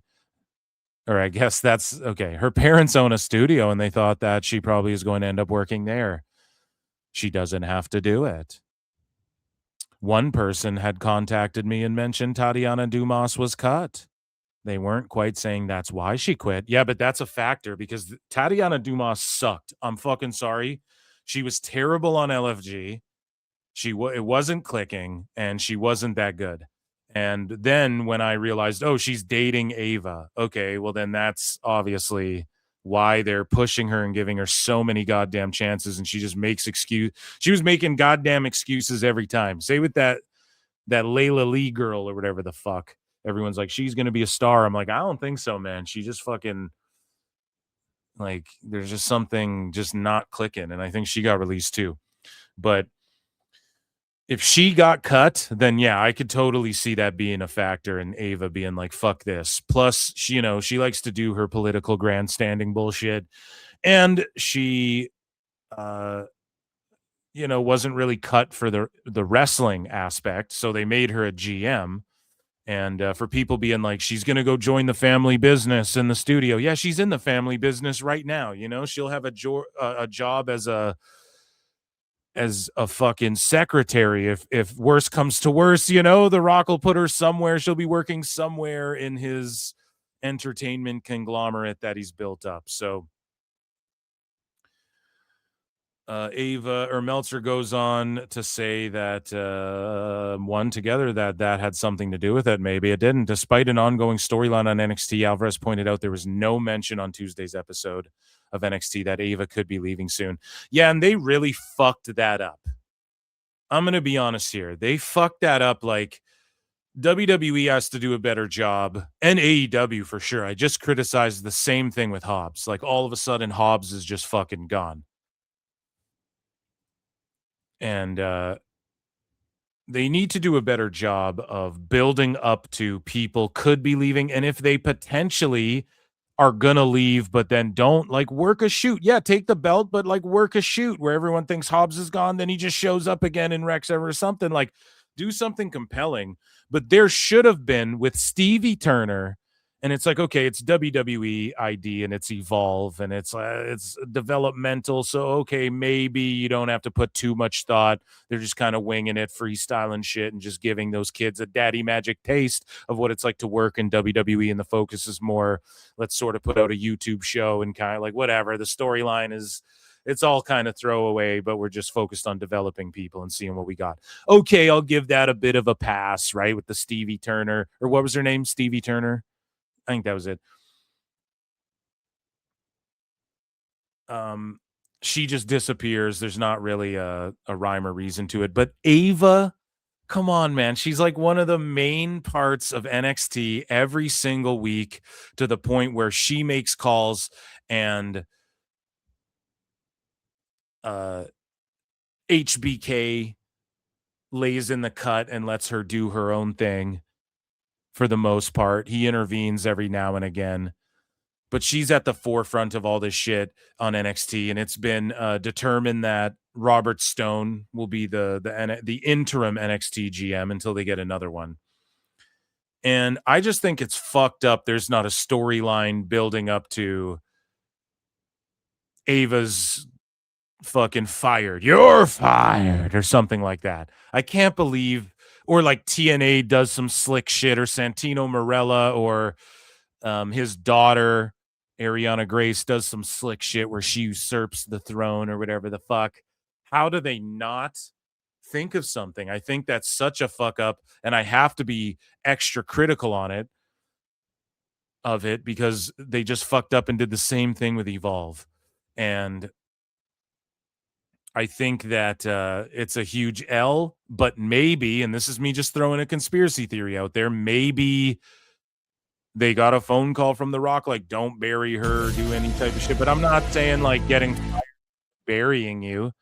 But do you guys think it's possible that somewhere up the food chain, someone's like, nah, don't do anything crazy, just write her off, she'll be gone, and then just do someone new in her position. Just don't do anything other than that. Do you guys think that's possible? Or because I just don't see why they wouldn't have come up with an opportunity to get someone over as a GM or something like that. Ava. Yeah, she put up a tweet that with a middle finger. That was her farewell post. Basically, and then saying, Ava was like, and now that I can say this with my full chest, fuck ICE and the entire administration. And so Twitter like banned her or whatever after she tweeted that. Now that I'm free or something, I can say this, because I guess she felt that she couldn't say it before. Although she's had some stuff. She said some stuff before, but nothing that strong. And then she, deleted the whole account. And, I mean, most people seem to think that she's going to work for her parents in the, $7 Productions. But we'll see. Find out tonight how they write her off, because she's gonna go pick up a gig. She's gonna go work at a car wash. Like, what do you think? Obviously, your dad's just gonna get her a job somewhere. Here's the thing too with the political statements. You can say whatever the fuck you want. But while you're working for WWE and it's an entertainment, like it's on TV, if they say leave the political shit out of it, then that's their prerogative too. And so I don't know if she deleted her account or if they banned her and suspended her account. I'm not sure. No indication on last week's NXT she was going anywhere. And now she's gone. Yeah, it's interesting. It's interesting because, I mean, she didn't sign a new contract. And sometimes, like, when people aren't signing a new contract, this happened with Hobbs and it's happened with her, you know, and so it's with each company. You would think that, like, if you're negotiating a contract with somebody and it's like down to the wire and you make them a good offer and they just avoid signing it, you know, shouldn't you take that as like a hint that maybe we need to book with the idea that they may be gone? You know, she was all over. Finally, Dave with a base take and doing a what about, well, not even a what aboutism, but at least bringing AEW into the argument where it's actually a fair assessment. Because again, this would be where Dave would normally do a what aboutism for WWE. So he sort of slipped in one for AEW there. Kudos, based Meltzer flutes in the chat. I don't know what those look like. Shows, I mean, all over. So it's like her being gone will be incredibly noticeable. Yeah. So moving along here, Dave talked some more about WWE. And then we'll get into people owning Dave. And then also he talked about AEW a bit. CM Punk, we'll just call you CM Punk, has been a member for 16 months. Holy man, thank you for Sometimes that. in life, you got to be a hoe. And for 5 says, now come on, WWE in Saudi, a good event equals Tony telling every one of his personal dirt IWCers to give Rumble a sub-party grade. Oh, buddy, you're absolutely right. And to shit on Hobbs. Like, The come best on. guys, Tony Khan. Like, they all get a group chat fucking email without a doubt, buddy. Like, you're spot on. You know that. Thank you so much for the support. But yeah, that is definitely not a conspiracy theory. You are spot on about that, as far as that's concerned. So Dave Meltzer and Bryan talk more about WWE here. And a few thises and that's as far as it's concerned with WWE. So Dave Meltzer here. Which one did I want to start with? Oh yeah, the Ricochet stuff. Jesus Christ. I think we might have covered all the WWE stuff. Yeah, we did. So let's get into this clip where Dave Meltzer talks about how Dynamite may have beat WWE in the ratings or might have edged out Raw or SmackDown, which is fucking hilarious. We're going to get into who I'm sweeping for the fucking ratings, doing false equivalencies, and also we're going to get into him just reacting to some of the stuff that AEW's been doing lately, which you know is fucking going to be. Oh my God, it's the greatest thing I've ever seen. So this week's AEW Dynamite did 653 in the ratings and a 0.09, 18 to 49. Best number since 2025 Blood and Guts. For live plus same day viewing, if you include Max, that would beat Raw's number of the prior week and could be close to SmackDown numbers as well, according to Dave Meltzer. Baby, learn Meltzer Inferno. Which is just a Liar! It's just a lie. I'm sorry. Nowhere near. And when Dave does this, that means he's using BJ Bethel's 500K. But then whenever you say, you said that there's 500K, Dave goes, I never said that. But you insinuate it, Dave. You insinuate it all the time.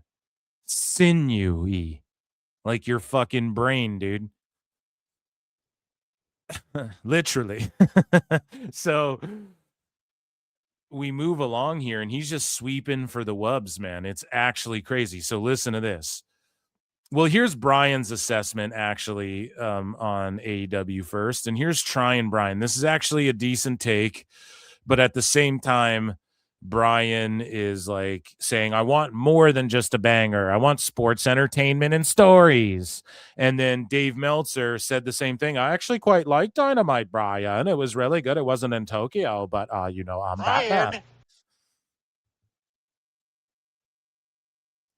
And so here's Brian's take on I have been begging on Dynamite and just saying that he's been begging for storylines. And again, these two chuckle fucks love sports entertainment when AEW does it. But when WWE's doing sports entertainment, even though they're clearly the best at that, because Dave always likes to say, oh, it's like McDonald's or whatever. Okay, so they're doing the McDonald's the best, right? Okay, let's just say that. So now the Wagyu beef is doing a little McDonald's and you guys just love it. You're just lapping it up. Huh, weird. For somebody to be elevated. And Yeah. I don't think people understand.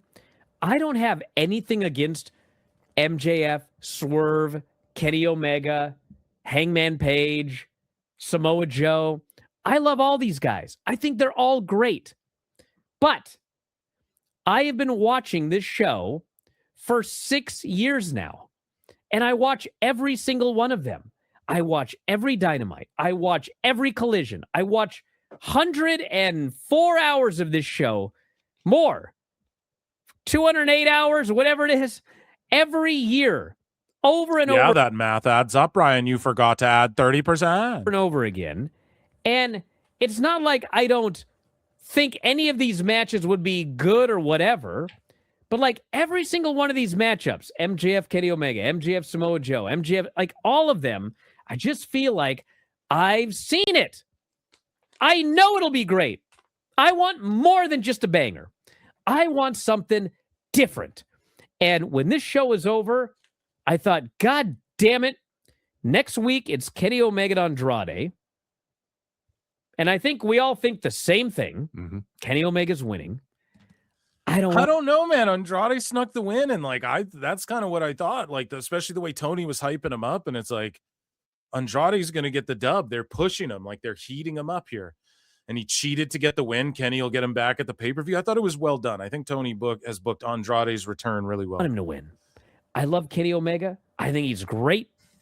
I want Andrade to win. I think they could accomplish Andrade. He didn't need to join the Callis family, though, and I don't know if that's still a thing, but they could accomplish what they're accomplishing now without the Callis family, other than like the run-in stuff, I guess. And you know what? Whoever Hangman beats or loses to, I want Andrade to beat that guy. I want Andrade and MJF in a world title match on the next pay-per-view. That's why the next one. Brian, see, you want everything right away. Why the next one? Build it up. Let's get to Omega, and Omega's taking off to Japan for a Capcom thing before their next pay-per-view. So they couldn't have built it up and did Andrade versus Kenny at the pay-per-view or a rematch at the pay-per-view, and then winner gets a shot, or not even that, just build, keep having these guys. Kenny just takes off to fucking Japan again. Finally healthy enough to have some bangers, goes to fucking Japan again. Like, people just mark tone in. Something new. And how is Andrade something new? Here's the thing is that Dave, not even that long ago, would lump Aleister Black and Rusev and Andrade all together as like guys who just want to go back to the Fed. And now Brian's like, I just want something new. You already had Andrade in AEW. Jesus Christ. At least he's like, being real about it. But here is what Dave had to say about the show as well. He's like, AEW's been quite outstanding lately. Why? Because they're doing more sports entertainment shit and they're doing more moments. Like, I don't care what people say. Brody King squashing MJF. That was a shock. Like, people didn't see that coming. Yes, it's your world champion. People did not see that coming, man. And that's what you do. Now, should you do that in the overrun, where the idea, Brian, is that some people are like, switching channels, see this wrestling show overrun, and then your world champion just gets beat? No, but the overrun doesn't help AEW ever, so I don't think it really matters. It really actually hit me just for internet sickos. So each night watching Collision, that the booking is like actually quite outstanding right now. It's like there's so many things going on, but it doesn't feel overly, and there's a lot of things being built for Australia. You can see things being built for past Australia for the pay-per-view. There's things built for Wednesday's show. There's like a lot of stuff, a lot of contenders, a lot of stories, but not like overloaded with stories that don't mean anything. They're all going somewhere. Imagine that. It's not just random people fucking just doing random shit. Just thing happens. Imagine that. It's like people are building towards Andrade comes back. He's getting in with the ladies. And then he's taken aim at Kenny Omega. And it's a little bit, there's still more. We need to sink our teeth into a little bit more, but we're starting to do things that aren't just random shit happening. And Dave's like, oh, it's been way better. Thank God, dude. But like, way to put it over now. So I was right this whole time. So that's that. I don't know that that's the reason that the rating was up. And it's 1 week. You know what I mean? 1 week could be this weird fluke that who the hell knows. If it stays up for 3 weeks, then I'll say that, like, okay, I'll attribute meaning to it. I do think that they're going to Australia for Dynamite, and apparently the tickets are cheap as fuck, and they didn't sell a bunch, and they just have no presence there. People just don't know what the fuck AEW is really, and watch them have a janky small ass ring again. I do think because the story of the show was a whole bunch of guys are going after the title all at the same time, and you don't know who's getting it. And I think that's a pretty good story because it really puts over the title, and it puts over more guys, in chasing the title because they're building a lot of contenders, and they're building contender for Moxley, and they're building contender for, now Ciampa, since he won his title. No, so what's the contender? They're building a contender in Fletcher for Ciampa. Okay, buddy, Fletcher already lost the belt. Shut up. Like, they've already, it's not that they're not building Fletcher, but so far Dave's giving them too much credit now. Now you're going overboard. They're not doing all that, Dave, okay? Fletcher and the Moxley thing is one of the worst things ever. And here's the thing. In pro wrestling or in storytelling in general, or you're writing a movie or whatever, certain things will diminish other things by proxy. So like the fact that Mox just all of a sudden cuts that babyface promo and then wins the C2, he just has another belt, and the Death Riders are lame as fuck, and you have Gabe Kidd out there just, okay, so he signed AEW and just out in the desert doing dumbass Darby Allin shit, and I guess he's in the Death Riders and shit. It's so fucking bad and dumb that it diminishes whatever you think, oh, they're building up a contender. No, they might be like lining a guy up after a couple matches, but there's nothing compelling going on there. It's just the same old goofy, boring ass, phony ass shit. And that I would like to see improve on the show. That's one I would say. Konosuke Takeshita shit's ruled. Fingershay's out there doing his thing. He's like a bit of a through line. I hate when like teams team up with teams and teams pay for teams to whatever. It's fucking so dumb.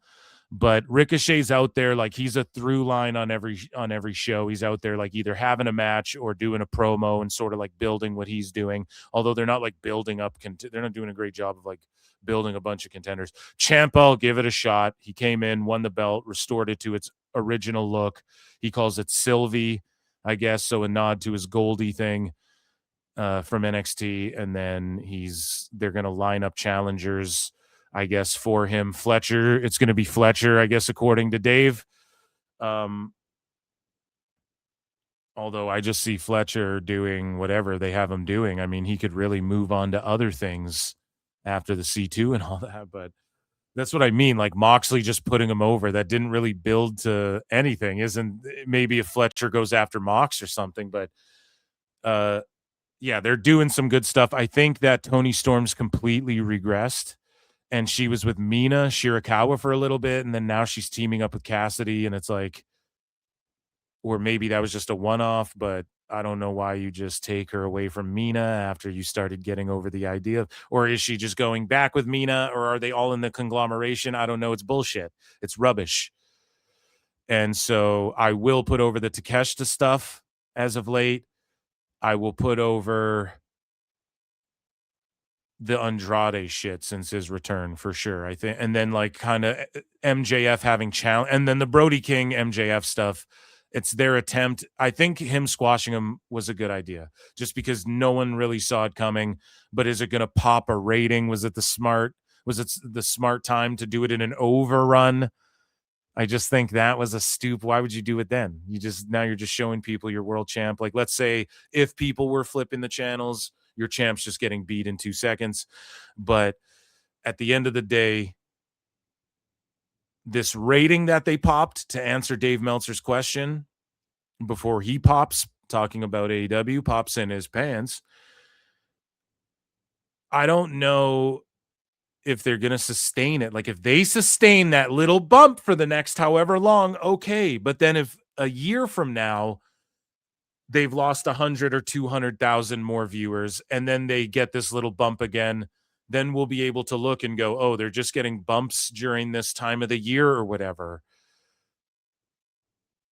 Maybe people can look at past years. However, the landscape of streaming is just a little different, I would say, because they got away from, Triller and all this stuff, as we were talking about on the other show. But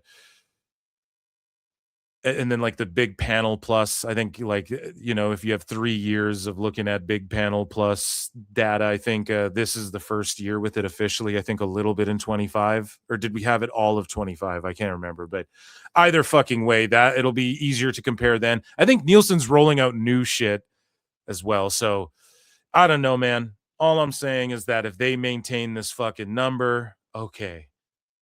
And good for them. In a couple years or in like a year, we're going to find out what they're doing on HBO. And things will change, I think, from that point going forward, because it's not 500,000. And if it is, okay, then fuck everybody. Then we're all wrong and shit. Okay. And just the attendances don't reflect it because people are staying rich by not going to AEW. Poor people don't like AEW. I just don't see that being the case whatsoever. They got, Wheeler Yuta's hair at stake. I mean, there's just so much stuff going on.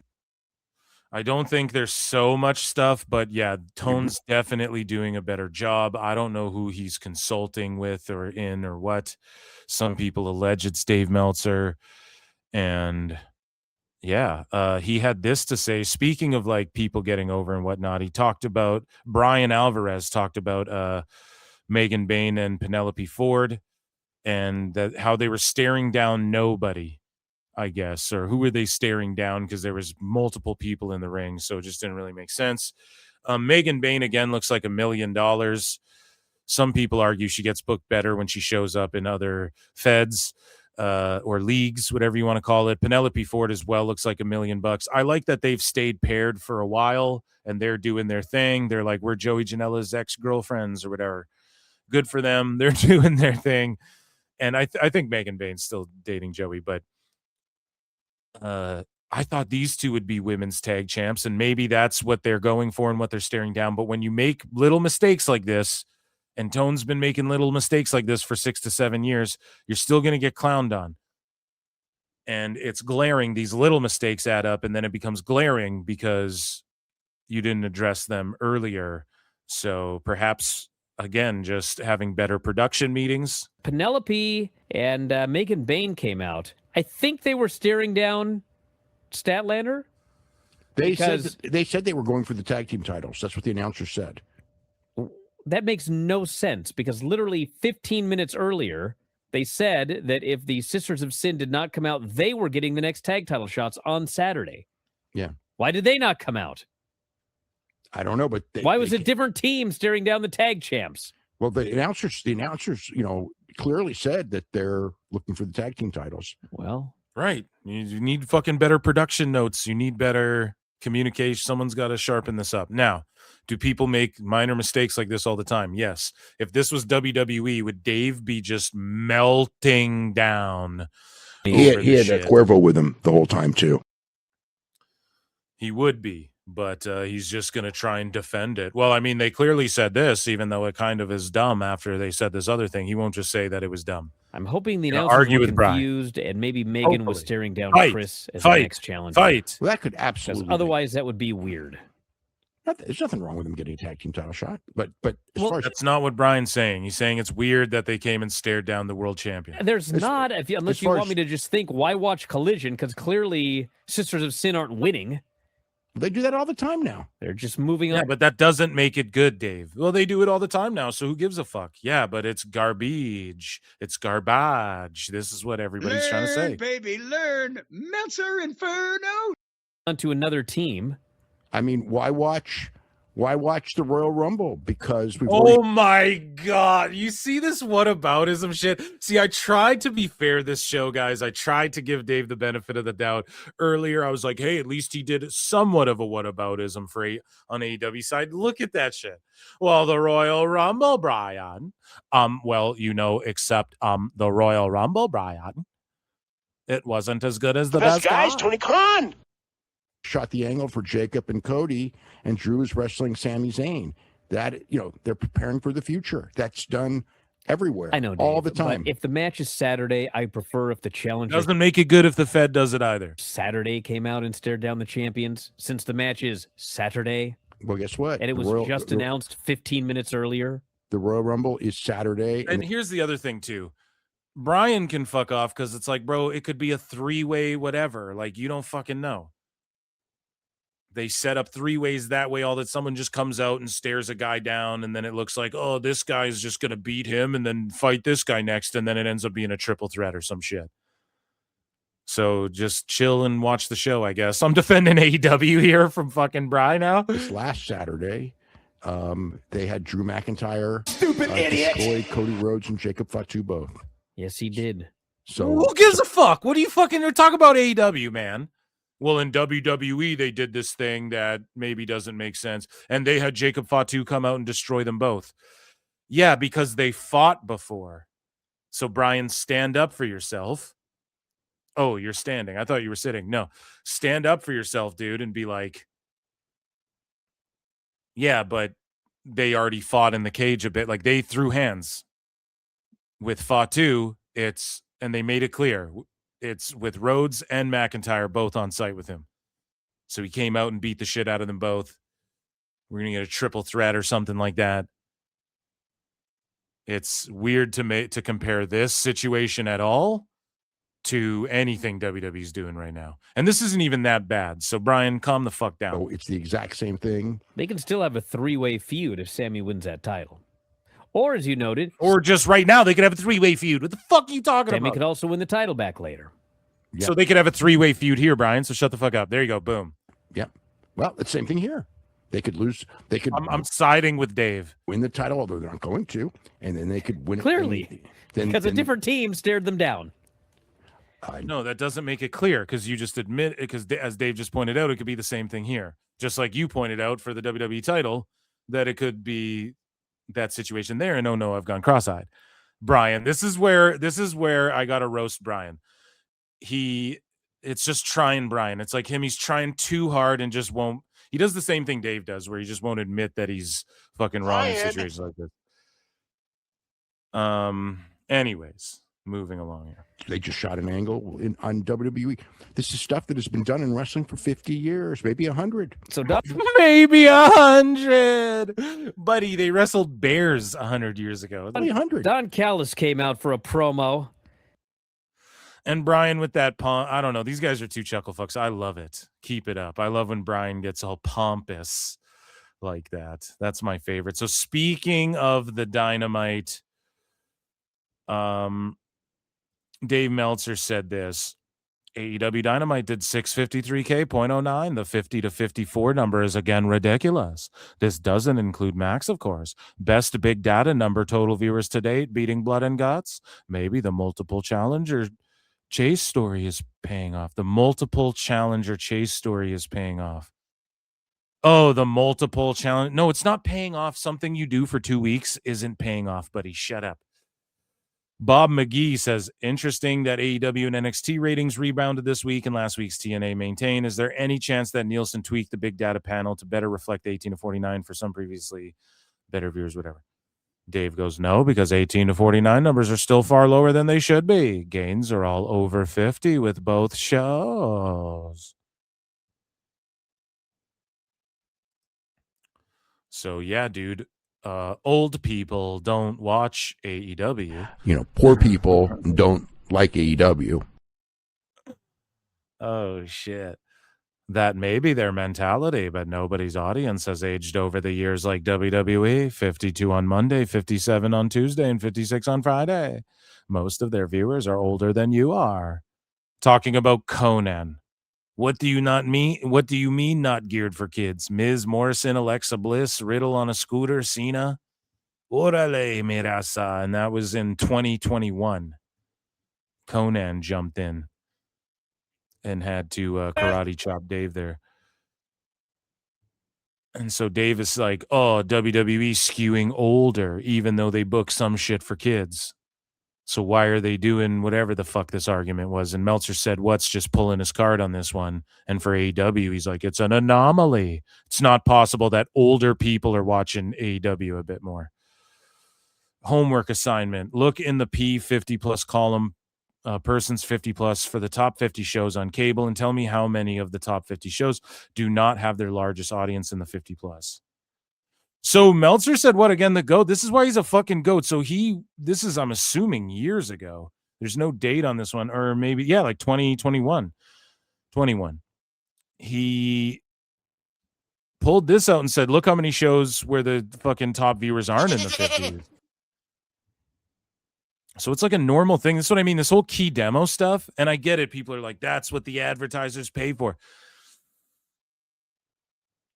Yeah, I think it just depends what's on when they're running these fucking commercials for take these pills if you want boners again, and to fucking you side effects, maybe heart failure and fucking diarrhea of the mouth, and tell your doctor if you get asthma after one-time treatment. Like, is that not for older folk? I don't know. I'm not that sick. I ain't that old yet, motherfucker. I don't know.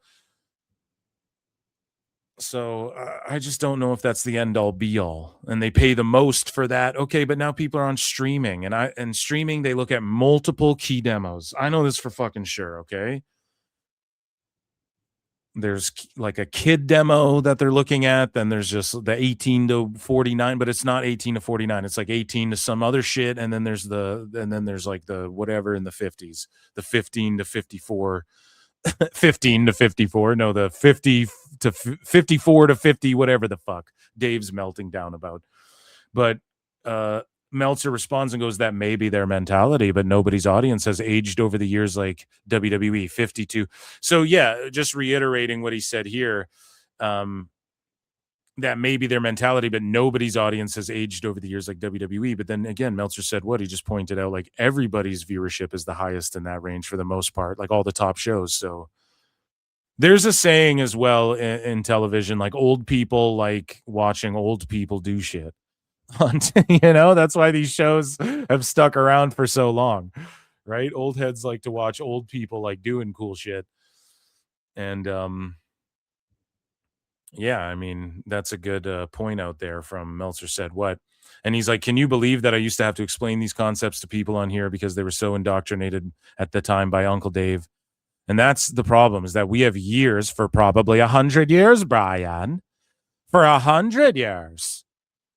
I've been doing this, Brian, I've been doing this for 50, maybe 100 years, Brian, the centurion of wrestling media. The best guy.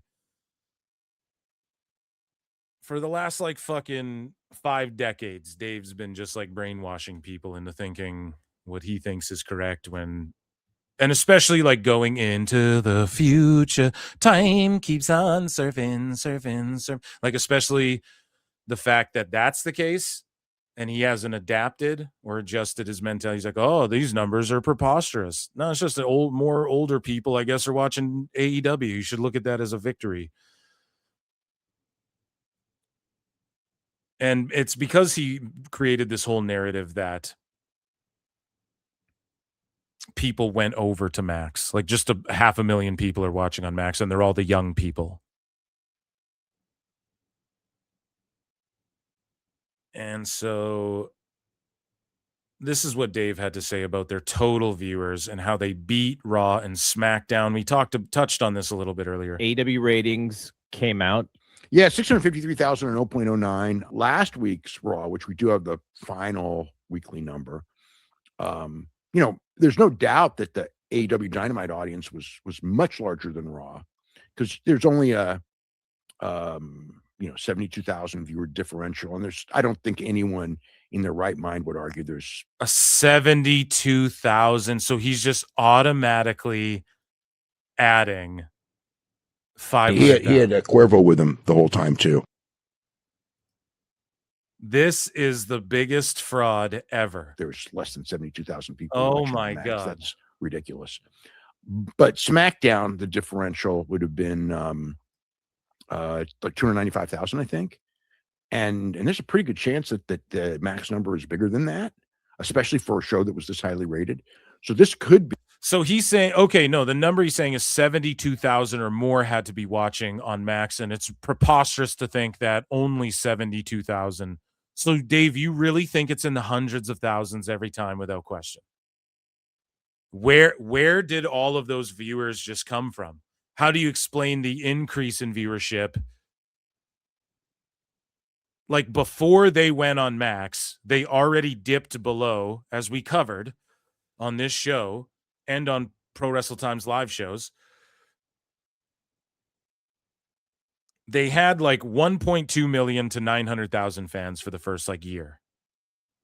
By the time they started simulcasting on HBO Max and all this shit on Max, they had lost so much of their audience that you can't lie and say that fucking 300,000 people just magically started watching on Max, but they've been losing 100,000. Like, you can't just say these people appeared out of nowhere. That's the fucking problem. So if they had 900,000 viewers and then Dynamite sank down, they started simulcasting and they were still doing 900,000 viewers, but they sank down like below 600,000 like they've been doing. And you argue to me, well, 300,000 of those people are now watching on Max. I would fucking go, okay, that's reasonable, I guess. But I'd say that's too high. But it's like, okay, I could like maybe believe that, but they weren't, dude. They were doing like 700,000 and then 600,000 and then below that. So you mean to tell me that, all the people that just stopped watching Dynamite before Max was a thing just picked it back up again? So how do you explain this boost in ratings? So that's just people didn't watch on Max. They just decided to watch instead of simulcasting or pulling it up on Max, they all just decided, hey, we're going to watch, or just all these older people threw on this wrestling show. I don't fucking know how he thinks he can explain that. And I truly believe that 72,000 or less people is more like the number that would watch on Max, dude. At least in my opinion. If you're when you start talking hundreds of thousands, I just can't buy it. I can't. They'd be flexing it. They'd be flexing it the way they do NBA when they're like, oh, 2.9 million. So you're saying that AEW Dynamite did over 1 million or like close to 1 million? You don't think maybe they wouldn't flex close to 1 million, but close to 1 million in the hundreds of thousands? Is that not on Max's top 10? Or they're not going to flex that one time ever? I don't know, man. It just doesn't make sense. For total viewers, this could be, the first week ever where Dynamite would be the most watched. But again, I don't think that'll be the case because number one, it depends, because I think that this number, if you throw in Max, still will be what Raw does on Netflix, what Raw did on Netflix this last Monday, which we'll probably find out on this coming Tuesday. But if SmackDown does another number this week, or today actually, and it's a tape show, maybe it will, maybe it won't. The last week's number was unusually low. Dave's pretending that Dynamite's still in the 1 million plus viewership.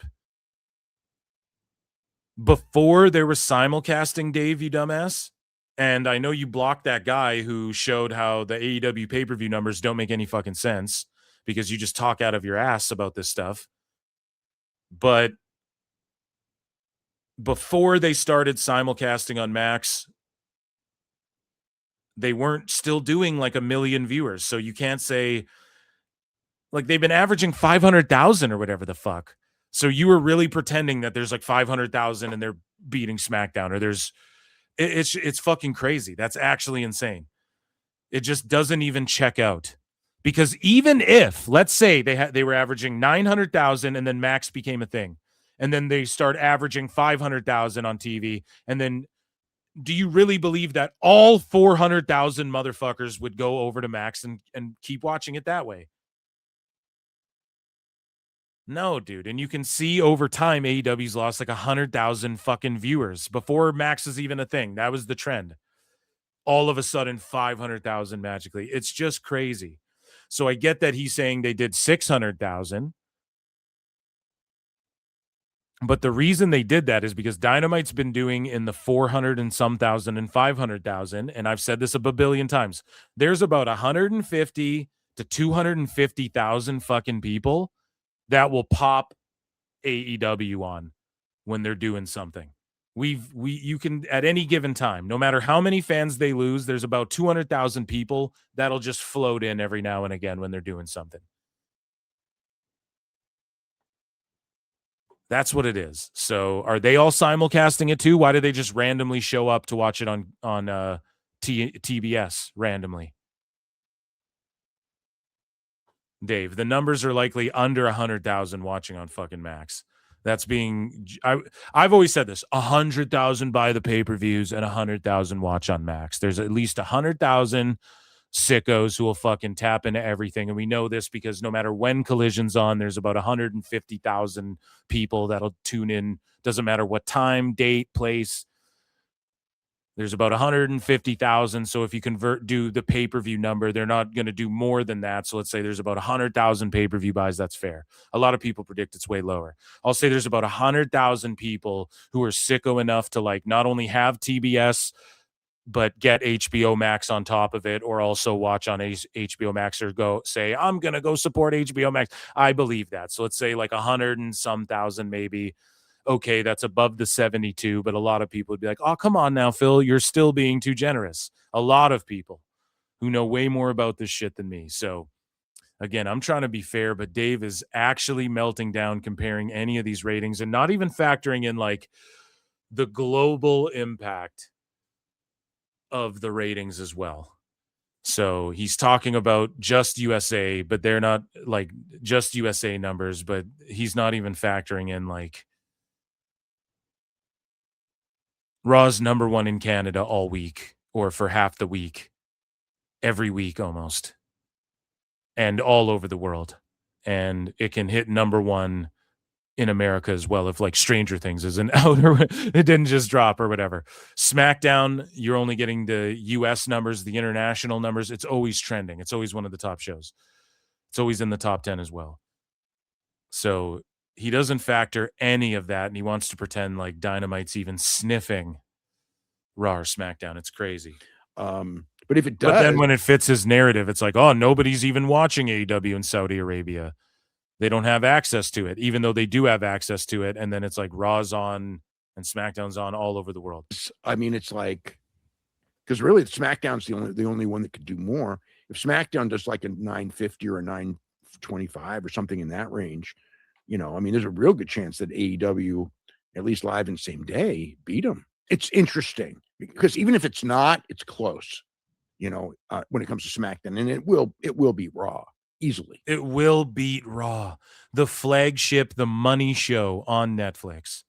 It will beat that. Dynamite's beating Raw live same day with invisible numbers that nobody puts anywhere. Liar! They're not, you can't look them up. Goddamn liar! You can't look them up. This is just one rating. Dave's spurging out just invisible shit. Netflix at least puts the numbers up so Dave can go, yeah, they're beating them. And then say that Netflix is lying about the numbers. And then meanwhile, he's literally lying about numbers that nobody can see that BJ Bethel pulled out of his ass. It's fucking sick. This guy's a sick, twisted son of a bitch. Truly a sick person.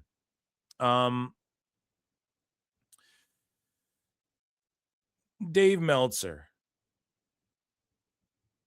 goes on to talk more about AEW. Okay. And then there's some like kind of sicko Dave Meltzer stuff in a way. But he went on to talk about how Andrade, well, he's been putting over rather, how Andrade is like doing story-based shit and MJF's doing story-based shit. And Andrade recently, he had a wrestler who was a girl, and obviously these were going to be plants. Like, you can't go around just kissing fucking random girls in the crowd. Like, you can't be doing that shit. And especially doing it the way Andrade's doing it. But yes, they're obviously planting female wrestlers in the crowd and OF models who go on to then bury AEW, by the way. But AEW used adult content creators to flirt with Andrade and on AEW Dynamite. And shout out Andrade. He's a ladies' man. It's not like he couldn't pull these girls, but it's the fact that Dave is fantasizing again. So we caught Dave fantasizing about Joshis and shit in his VR headset and all of these things, right? We caught him doing that in the past. But now Dave's fantasizing about like, oh yeah, these girls, these weren't plants this time. And Meltzer said what posted this clip. Dynamite Dave wasn't sure if these girls were plants or just 4 hot babes who showed up to the hottest wrestling promotion on the planet, where the best wrestle in the multiple title contender story has the territory on fire.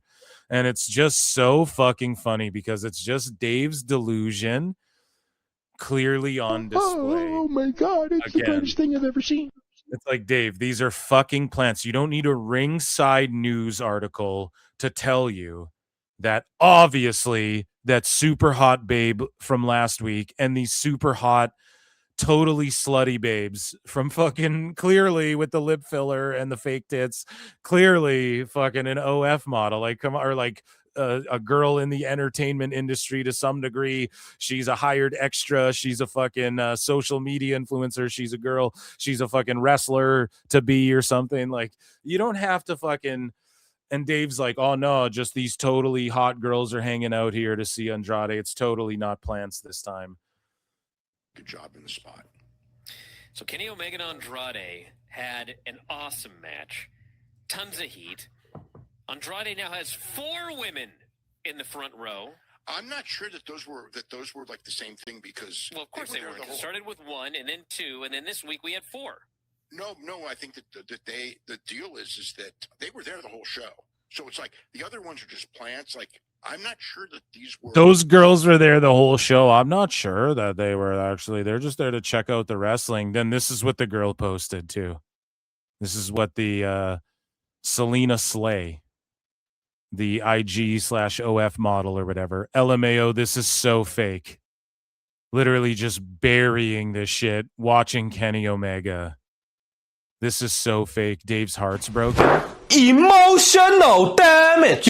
Dave's like, but I thought you were going to be my new girlfriend and beyond. Well, you weren't a plant, I study the OF business, Bryan. I've studied it. Oh, my God, dude. And so she just buried the shit. Sorry, let's listen to this clip. Good job in the spot. So Kenny Omega and Andrade had an awesome match. Tons of heat. Andrade now has 4 women in the front row. I'm not sure that those were like the same thing because Well, of course they were. It started with 1 and then 2, and then this week we had 4.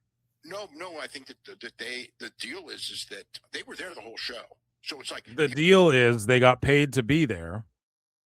The other ones are just plants. Like, and when you get paid to be there as a plant, they say your whole seat. These are your seats for the whole show. What are those girls gonna do? Go hang out in the back and mark out with oh no, I gave you more time. He's trying to hug them and shit. They're like, who the fuck is this weirdo? They're They're like this fucking grabby. This guy pulled me in and asked if I was great like 40 times and gave me a hug. I'm just gonna go hang out here and have drinks and shit. What the fuck? Sure that these were, I mean, they may have been hired or they may have just been there. You know, I don't know. They may have been hired. They may have just been there, Dave. Oh my God, Sometimes Dave. in life, you got to be a hoe. You're fucking cooked, man. He kissed them all and took selfies with them and then got back right into the match. And, of course, Kenny sold for a while, made his big comeback. They did an awesome spot where he goes for the V trigger and Andrade ducks it and hits his Judas effect, which was a good job in the spot. So And Bryan just goes on because he's like, Dave, it's obviously they were paid. Right. And so here's the snippet from Ringside News. Turns out the women in the blue dress wasn't just a random plant. She's Selena Slay, a well-known adult content creator, an OnlyFans model with a massive online following, and the other women were also adult stars. And yeah, they just posted during it, LMAO, this is so fake. So they got hit up, were given money to just show up and sit there and do this thing with Andrade. And who knows? Like, Andrade could have bagged them. Who fucking knows? I said bagged, by the way, not banged. He could have bagged them later in the fucking night. Who knows? But all I'm saying is Dave is just fantasizing. Like, that's a fantasy. He fantasizing that AEW is so hot and mainstream right now, like WWE is, to where those girls are coming there not for like money and to hang out with celebrities or for photo ops or whatever. And she even went into business for herself, as someone noted in the chat, by trashing it and just being like, this is so fake. She knows, like, she cares so little about the situation. And Dave's like, not only is it that she was paid to be there, but it doesn't even give a fuck enough to put it over. She just buries it. And Dave's trying to pretend like she's super into the show and was just there hanging out. And it's just the complete opposite. If the Upside Down existed, it would be that. Dave said something and it's just the complete opposite. And it's the funniest fucking thing ever. I love when that happens. And so they talk about how Darby Allin is just the Wile E. Coyote of wrestling.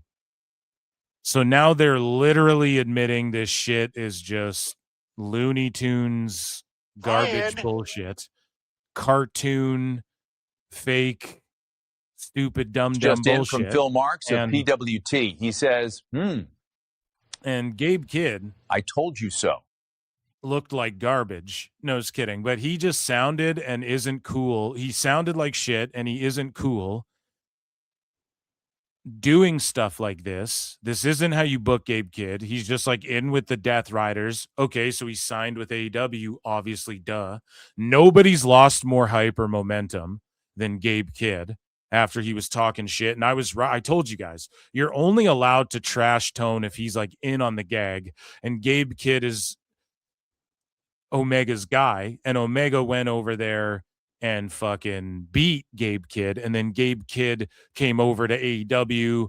He's just another guy who's like beating up Darby in the desert or drowning him or throwing him downstairs. The best guys, Tony Khan. The worst booking ever. And this shit was cringe as fuck. And now Darby Allin's just a stunt guy, dumbass. He's just Wile E. Coyote. He's just a guy who gets beat up, tortured. They will leave him out in the desert in a tarp, dead, but then somehow he'll just be at the wrestling show. I fell in love with the girl at the rock show. Fell in love with the OnlyFans girl who was paid to be there at the wrestling show. Like, he's just going to show up at the fucking whatever the pay-per-view is not dead. Like, this isn't a fucking crime. And it's just, it's such garbage. I love Darby, but this guy takes such a beating on every last single show that when this was over, it was like, is one person concerned about Darby Allin?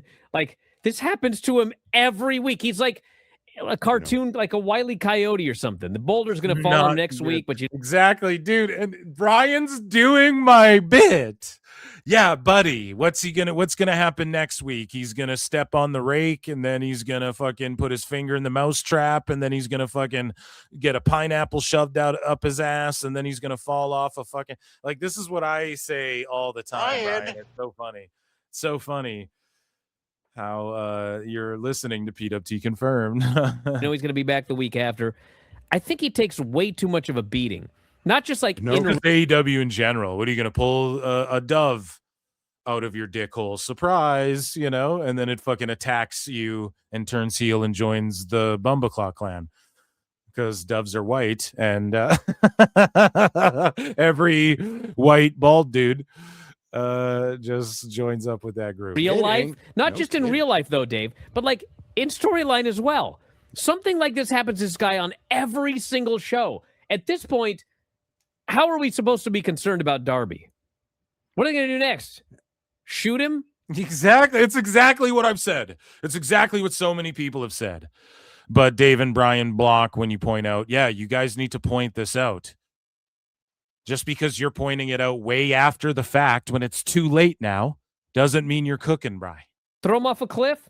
You're cooking with moldy food, dude. And I'm Gordon Phil Ramsey here, chefing it up, letting you guys know what's up. I mean, drop the boulder, telling you to clean the coolers on him. I mean, he's fallen off some very high places. They dragged him out behind a car, tonight. Even the commentators. This guy got left in the desert earlier in the day, zipped up in a body bag in the heat, and the announcers are like, well, we hope to have an update later. I know. Yes, Brian. Thank you for pointing it out. Trying, Brian. Moving on. And they just moved on. Yes. This is one of the things of modern wrestling. No, and then this is what Dave always does. So this is one of the things. This is one of the things Dave Meltzer does, and he's doing it more and more and more and more and more and more now. When AEW does some stupid, dumb, bad shit, instead of saying this is dumb, bad shit, Tony's been doing this for too long and it fucking stinks. The best guy's Tony Khan. He says he treats things as if it's like a blanket statement on all of pro wrestling. He makes a blanket statement on all of pro wrestling and goes, well, the thing with pro wrestling today, every company does this. No, just AEW and JCW and random fucking deathmatch indies. No one else is doing garbage like this. They don't have fucking people being dragged out to the desert. And even it's like sort of passe as well. It's like, yes, the Attitude Era, they're throwing people off bridges and fucking giving births to hens, and that's fucking dumb cartoony shit. Now we look back and we're like, a lot of that stuff sucked. I wish there was just like a lot of realness, and not all of it sucked. Not all of it sucked. And especially not when people are like, oh, there's there was sexy women back then. It's like, no, that needs to be brought back more and more as well. I'm not saying women need to get fucking put on leashes like Trish Stratus and bark for their bosses. Like I'm not saying every girl needs to come in and fuck Vince McMahon to get into the fucking on the TV show. Hey, I'm just going by what was on the show. I'm not saying anything out of turn here. I'm not saying that, but I am saying that, like, bringing sexy back valets, Jim Cornette guys with tennis rackets, like dudes who are just managers and shit. Some of that stuff could work. Beer baths or whatever. I'm not saying steal those ideas like Tony Khan's done and try and redo them to death, but just certain elements. They had an ambulance match recently. That might even be like more Ruthless Aggression era. But yeah, I mean, that was cool to see come back a little bit. The Attitude Era video game vibes we're getting, like some of that stuff. Some of those member berries are sweet. Some of those member berries are just sweet and the juiciest, right? But a lot of elements you can leave in the past. But this cartoony, phony, like drag him out in the desert, he's not dead type shit. That's some old passe shit, I think, as well. Like WCW would do that. They throw Giant off the roof. And then it worked back then because people weren't so prevalent and on the internet. And so it kind of worked, like it got by. People forgot about it. It was stupid, the mummy thing. But that's like old passe cartoony shit, and they're trying to do it in AEW, and it just still sucks, like it kind of did in hindsight, and like it realistically did then. Yes. This is one of the things of modern wrestling where nobody takes any of the angles seriously. No, it's not modern wrestling. It's just AEW, bro. It is, you know, DNA takes shit seriously. The angle was we all got briefcases. Macklin, you're fired. You're gone. That's taking an angle pretty fucking seriously. WWE's taking the fucking angle seriously when you see the promos Roman and Punk are cutting on each other. And you guys go, oh, it's over beads. Oh, they're fighting over beads. It's like, yeah, this is more dumb and cartoony. That's what you motherfuckers don't realize. The bracelet is like a fucking, it means something, okay? It's just a it represents more than a fucking bracelet. People take shit that seriously. You guys are fucking drowning with fish bowls, and now Dave's trying to say it's all of modern wrestling. No, dude, it's the exploding super kicks that the Young Bucks did with barbed wire wrapped on their super boots. Okay, that is the shit that like people. It's what a sixth grader thinks is cool about wrestling. Is, you know, and that's why people go, oh, kids were doing the suckets in the Attitude Era. Yeah, but they shouldn't have been watching that shit. We can all admit it.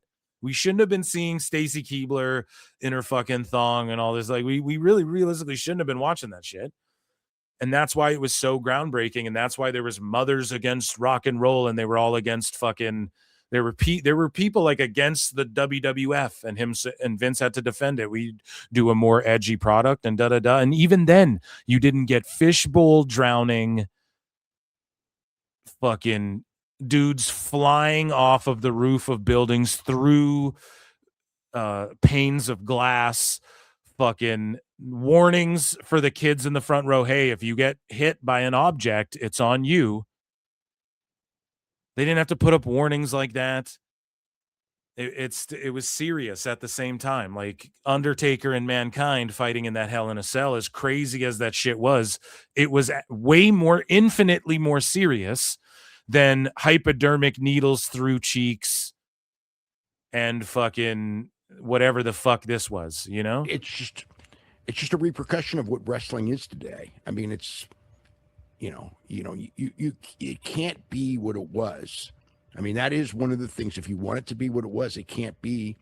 I mean, the audience... It can't be what it was. No, this is what it was, Dave. Your ass back. In some ways, the audience isn't smarter. This is fucking Big Show laying on his dad's casket getting driven away by Boss Man or whatever. Like, that's what this is. And that shit was bad. We laugh at stuff like that. You look in hindsight, you're like, yes, there was stars, big heavyweights. The Attitude Era ruled. There was a lot of good. I'm not saying it was all bad, but there was a lot of cheesy, corny shit that just really was like, I don't fucking know. And this is where AEW's passe. It's trying to be an amalgamation of all these other feds. Tone loved New Japan, so he's trying to steal New Japan shit. He loved ECW, so he's trying to steal that shit. He loved all the Attitude Era stuff, so he's trying to fit in all that garbage silliness. And then he lowers himself to raise other fucking companies' titles and shit like that. But in some ways it is, but what it is that so much so that they don't believe in this stuff. You know what I mean? At all. So much so that Tone had ladies like having food I love fights. Darby, but like he has people talk about Vince's like poop fetish. What about Tone's fetish of like, yeah, and Monet just like go out there and like rub some food on your face again. She's like, what, again, Tone? And he's like, yes, again. And you have girls lesing out and fucking they're all covered in blood, kissing and spanking each other with pork chops. Like that's what AEW's doing. Like it's all passe. A lot of people pointed out like Tone wouldn't even have women's wrestling on his show if it wasn't like a thing that you need to do in 26. Like there's a fan base for it and enough people that will get vocal against him. Enough online virtue signaling, pandering fuck sickos who will come after him if he doesn't feature women's wrestling in any capacity. And Dave Meltzer, we talked about ratings a little bit earlier with, we'll circle back to that because Ricochet, Stinkachet in AEW, he kicked up dust and kicked up a storm to cover up Hangman shit. That fucking interview Hangman did, people like myself dissected it and broke down why that Hangman explaining what he did with Marty Scurll was a botch. Like it was an L. His response was an L. And it's an L for Elba. Okay, we have Elbu, but John Elba. Not Elba, but Elba. That's a new one. Everybody start running with that. John Elba. He didn't even like press him really. He just platformed a shitty answer. But Dave Meltzer had this to say to Ricochet, who went on a spurg spree to just muddy up the fucking what people were talking about, the IWC. That was his assignment. That's what he does. He's Tony Khan's little lap dog. He's a butt boy. And so lapdog Kingpin Ricochet says, add Shinsuke, Balor, Apollo. What was this? Okay, so Ricochet says people can't handle the truth. And then Meltzer says there is a genuine fear of it. Meltzer, the projector, by the way. So he's projecting because he fears facts such as like Sami Zayn's not a fucking hometown guy. You lie about max numbers. You fucking lie about pay-per-view numbers. Baby, learn. Meltzer Inferno. And you fear facts more than anyone. Fear is not a factor for you. I'm Joe Rogan. And Dave Meltzer, clearly fear is a factor for him. Facts are a fear for him. And yeah, dude, he is just projecting here. And then Ricochet says, add Shinsuke, Balor, Apollo, Ali, Tommaso. I could keep going. All people who sign multi-year extensions.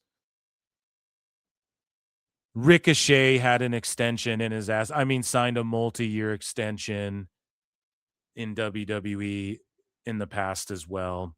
He also was quoted, Ricochet was quoted as saying that he encouraged people to go to WWE and get the machine behind him in the past. There was like an article written on that years ago. So he's literally just doing this because he's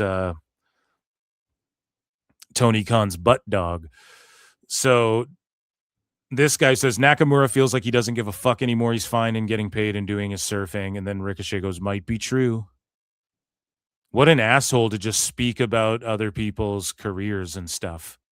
But yeah, Dave and Ricochet did this to just divert attention away from Hangman's shitty answer, pun intended.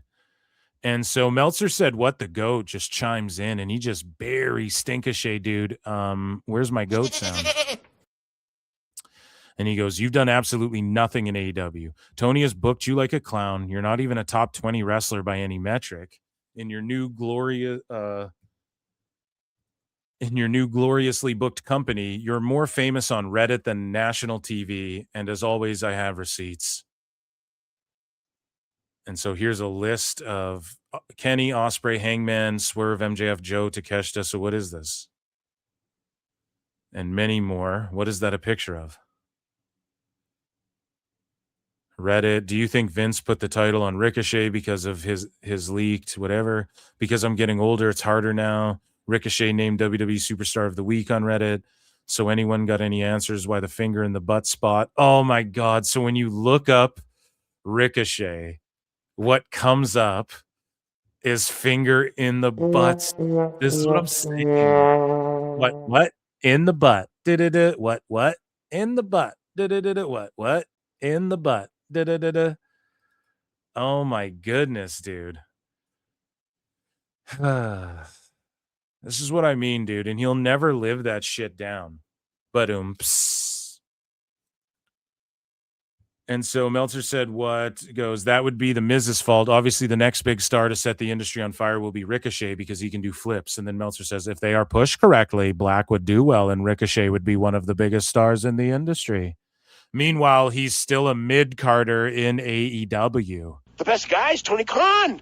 Like, you don't know what you're talking about, Dave. You genuinely have no clue. And then Meltzer said, what's this? Claiming Ricochet would be one of the biggest stars in the industry. We'll revisit this tweet in a year or two. Pro tip, you need to have a larger-than-life persona to be a top star in the industry. Hogan, Piper, Savage, Warrior, Flair. You know what I noticed, too? Ricochet, someone posted highlights of him, like, before WWE. And, dude, he's lost. Like, he can still do flips and impressive athletic feats, but... And, of course, this comes with aging. But, dude, he used to fucking really flip around and get up. I don't know what he's doing, man, but the thing that made him special was that. And now he's leaning into like promo work and all this shit is what WWE, if he had the opportunity, if he just Well, I don't want to tell him what to do. He probably got more money than ever from Tone, but if he just did promo work there and shit, maybe WWE didn't want him to fucking do that stuff. But he's doing more character work. Like, he does not wrestle and go as hard as he used to, like, as far as like these crazy, insane moves. And it's funny that he wrestles more chill and Meltzer's always like, and he's doing like character work now. And then Meltzer's like, well, Ospreay should work a slower pace and not do crazier shit. It's so fucking funny. And then he's like, oh, I really like these last few Dynamites. Yeah, dude, because they're doing WWE shit. Like, all you fucking redacts need to understand this. But that is just so fucking funny that he said, if booked correctly. It's like, yeah, if anyone's booked quote unquote correctly, but maybe Ricochet to be booked correctly is you're a mid guy. You're not the top guy, dude. Not everybody can be the top guy either. And that's the thing, like with LA Knight, I love him to death, but it doesn't mean you're going to be a fucking top guy. All right? Like, top guy, some people, a top guy, man. Some people are Rowdy Piper. Like, he's one of the GOATs, but he's not a top guy. Is that not a top guy when you're a draw, even if you don't have the belt? Do you make the belt or does the belt make you? I say LA Knight makes the belt. We saw that with the US belt. He didn't even fucking need it. It sort of like held him back. It was like, all right, you fucking go do something better. Now, if you're adding Hobbs and Cardona and all these guys to the mix, maybe LA Knight belongs in that US title mix and it gets as interesting as the heavyweight division. And people float between the US and heavyweight divisions type shit. I'm down with that. But like, maybe being the guy isn't fucking having just the WWE title because I'm okay if LA gets it. But like, fuck, man, some people just don't quite touch it. And it is what it is. Pause. So speaking of WWE and guys who are like mid, lower, or whatever the fuck, Dave talks about if Hiromu Takahashi would be the right fit. Hiromu, if for WWE, is leaving New Japan. I mean, I've heard the Hiromu leaving stuff for, I feel like 2 months at least, maybe longer. You know, and the rumor was always Noah. I've heard people talk about maybe WWE. I mean, I could see him in AEW. You know, if it was, you know, if he was available to AEW, I could see him when, you know, I could see him going to WWE because it's the money. But as far as like, WWE, why isn't it 10x the money in AEW? Because he's not one of Tone's pets. And this is how Dave, like, he stooges. We know you talk to Tone. So you're just like stooging info that Tone doesn't really want him. But like, if he fucking takes whatever Tone offers him, he'll go there. But WWE will probably give him more money. And will they? I could see WWE making a play in Japan this year as far as like, I would say next year, but the way the AAA shit sort of crept up on us. But yeah, with guys like Evil and Takahashi, they could just send their asses to Noah and start blowing Noah up and stuff. Do they buy a Japanese Fed? Do they start a Fed? Do they team up with Nuge? Who fucking knows? His track record with Japanese junior heavyweights. It's, you know, I mean, I know everybody thinks that they're going to be different because they're really good.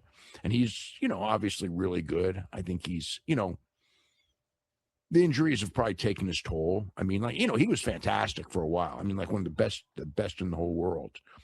Going back, man, a decade or so, maybe even less. So was Tanahashi, and you just gave him like a 6-star match. So why couldn't Takahashi come in and do? This is the problem, Dave. You're like, oh, I don't really care about him. I'm gonna stooge Evil shit. I don't actually have an answer for Takahashi, but I don't really care about him, and Tone shouldn't care about him either. And it's just dog whistling Tone. You know, obviously had the bad broken neck in the match. We were at that match, remember? Yeah. Yeah. It was scary. I gave it 5 stars, Brian. It was scary, all right. Yeah. Yeah, he continued the match and everything too, but it was really scary with Dragon Lee, and was out for a long, long time. And he came back, and he was pretty damn great when he came back. You know, I mean, much better than I think anyone expected him to be. When I heard the rumors, it was Noah that everybody was talking about, but we'll see where he goes. Yeah, Noah could be cool. I could just see them really bulking Noah up and making a play at Japan, and who knows, maybe they'll blow Noah up like AAA. And I had heard rumors from someone who has like worked like all over Japan that like WWE was trying to scoop Nuge or whatever, and then they went with Noah because them working with New Japan just sort of fell through. Now, again, I don't know, nothing else has come of that, but that's just rumors and innuendo floating around, I guess, people who work in Japan or whatever. So,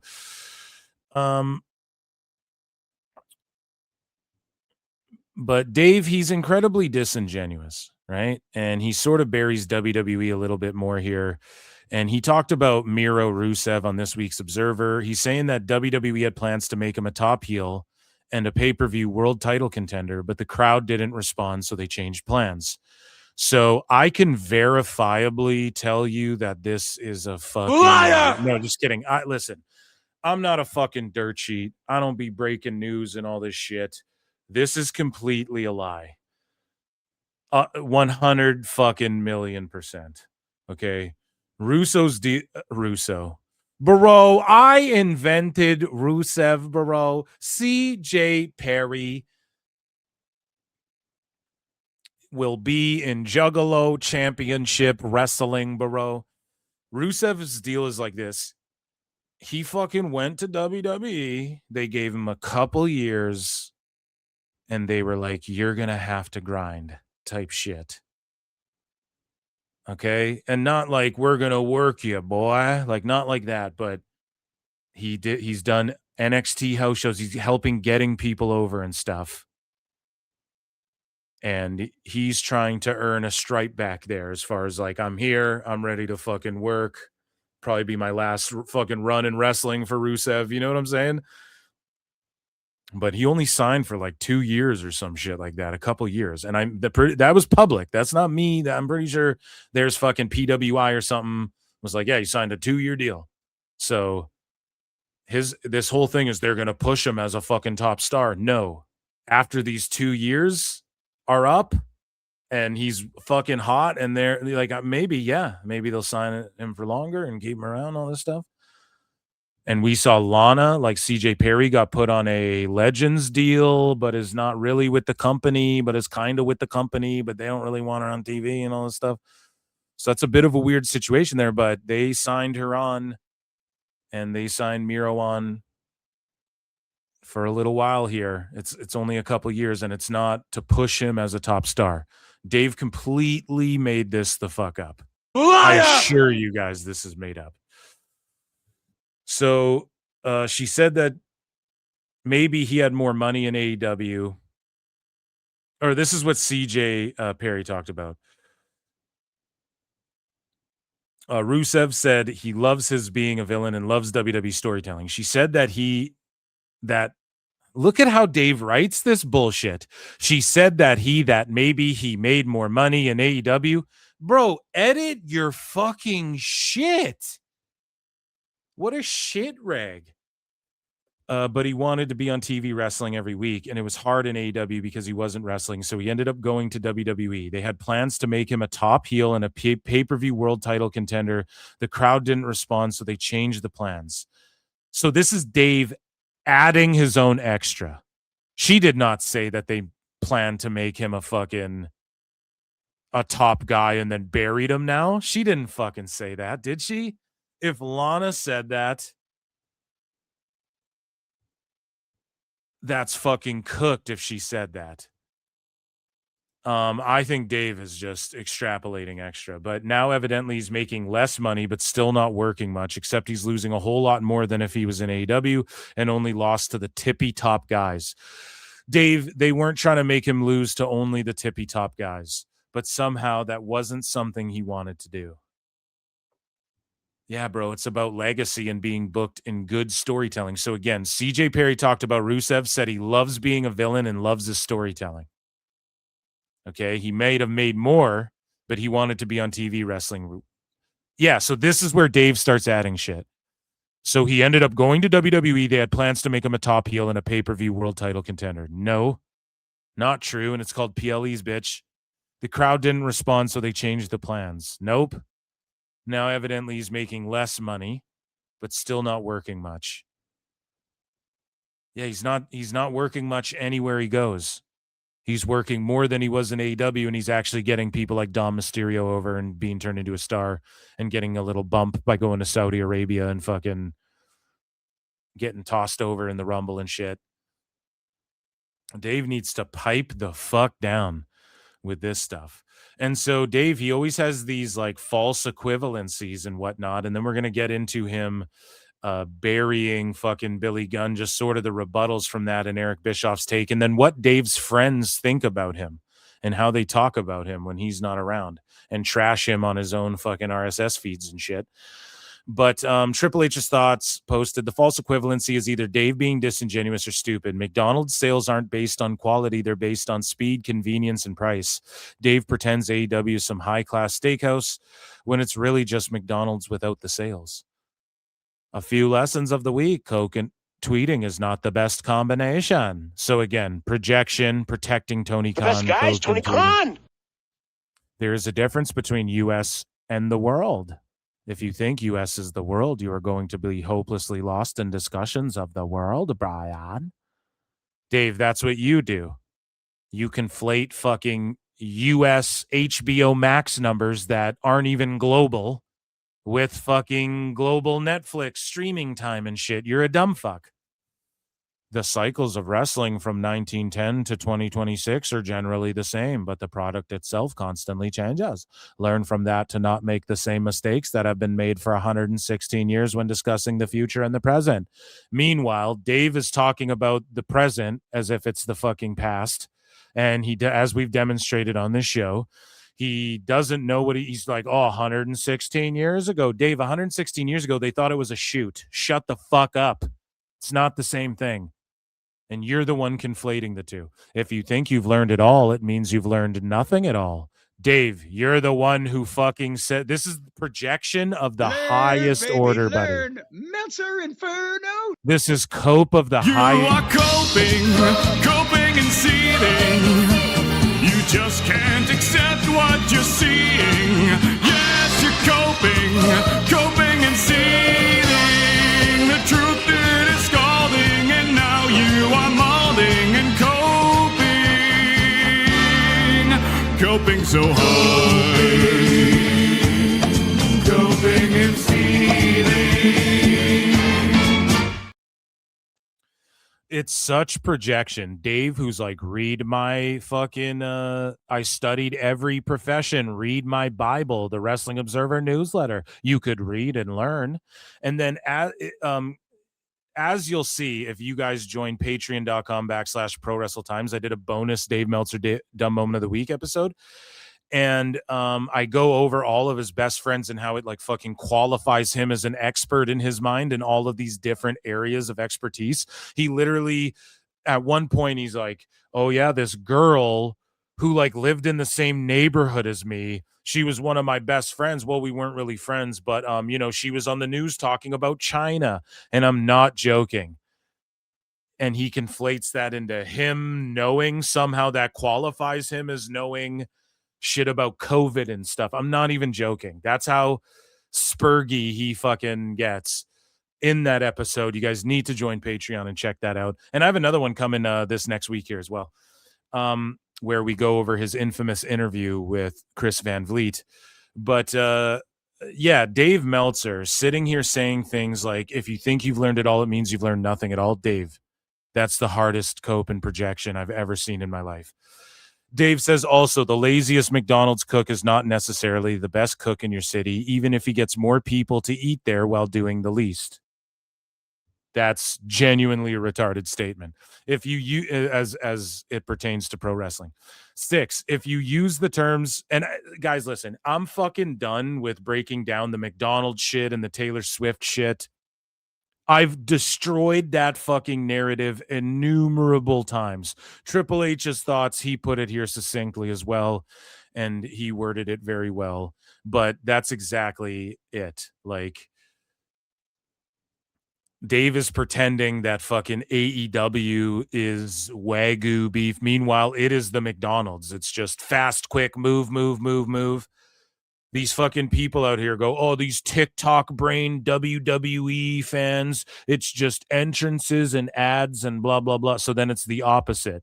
TikTok brain people just want boom, boom, boom, boom, move, move, move, move, move. Oh, I got to skip the ad. I got to skip the ad. And it's just projection from stupid people. That's all it is. And so, again, this whole McDonald's shit is the dumb. It's so fucking stupid. If you use the terms drawing and casuals in a conversation in 26 and you aren't aware of not just the record set this month, but the reason it happened, you're out of touch with those words. Dave, projection again. Dave is pretending that the CMLL fan base is primarily tourism, or like a quarter of all of their sellouts is tourism.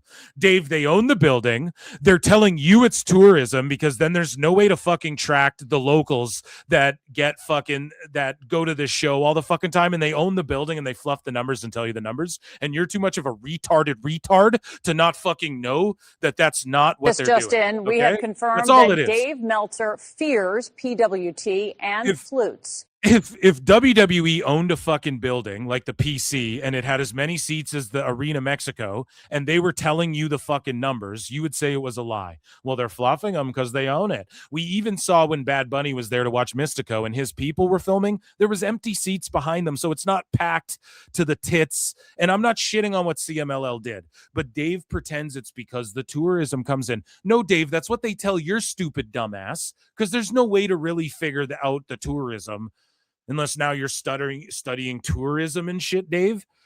You're a fucking moron, bro. He's so stupid. It's unbelievable. And yeah, the McDonald's thing. I mean, that's the least egregious. That's just such a stupid, dumb talking point that it's like, I'm over that one. But, and this is why you can't trust Dave. Here's him talking about Nielsen, and they finally made some changes, but how much has it helped wrestling? Dave, it's not to help wrestling. Your mind always goes, how can I help AEW? He had Cuervo with him the whole time, too. How can I shit on WWE? The big panel, all this shit hasn't helped wrestling in general, and it's helped sports. Okay. And Dave sat there last week. We covered it. He's like, Nielsen doesn't even know how to calculate the ratings. It's all fishy because it doesn't align with his stupid ass fishy way of calculating the ratings. Jesus. Nielsen has finally made some changes to this big Data Plus panel, which has helped every single wrestling show on television over the last week or so. It is increasing the number of homes watching the show. That's the major thing that has changed. It has not shown any real increase in 18 to 49, although Collision had a big night. But Collision... A big night to Dave is like a 0.03. Oh, they had a big night. It was up 250%. You guys remember that? We covered it. They did a 0.04 is what it was.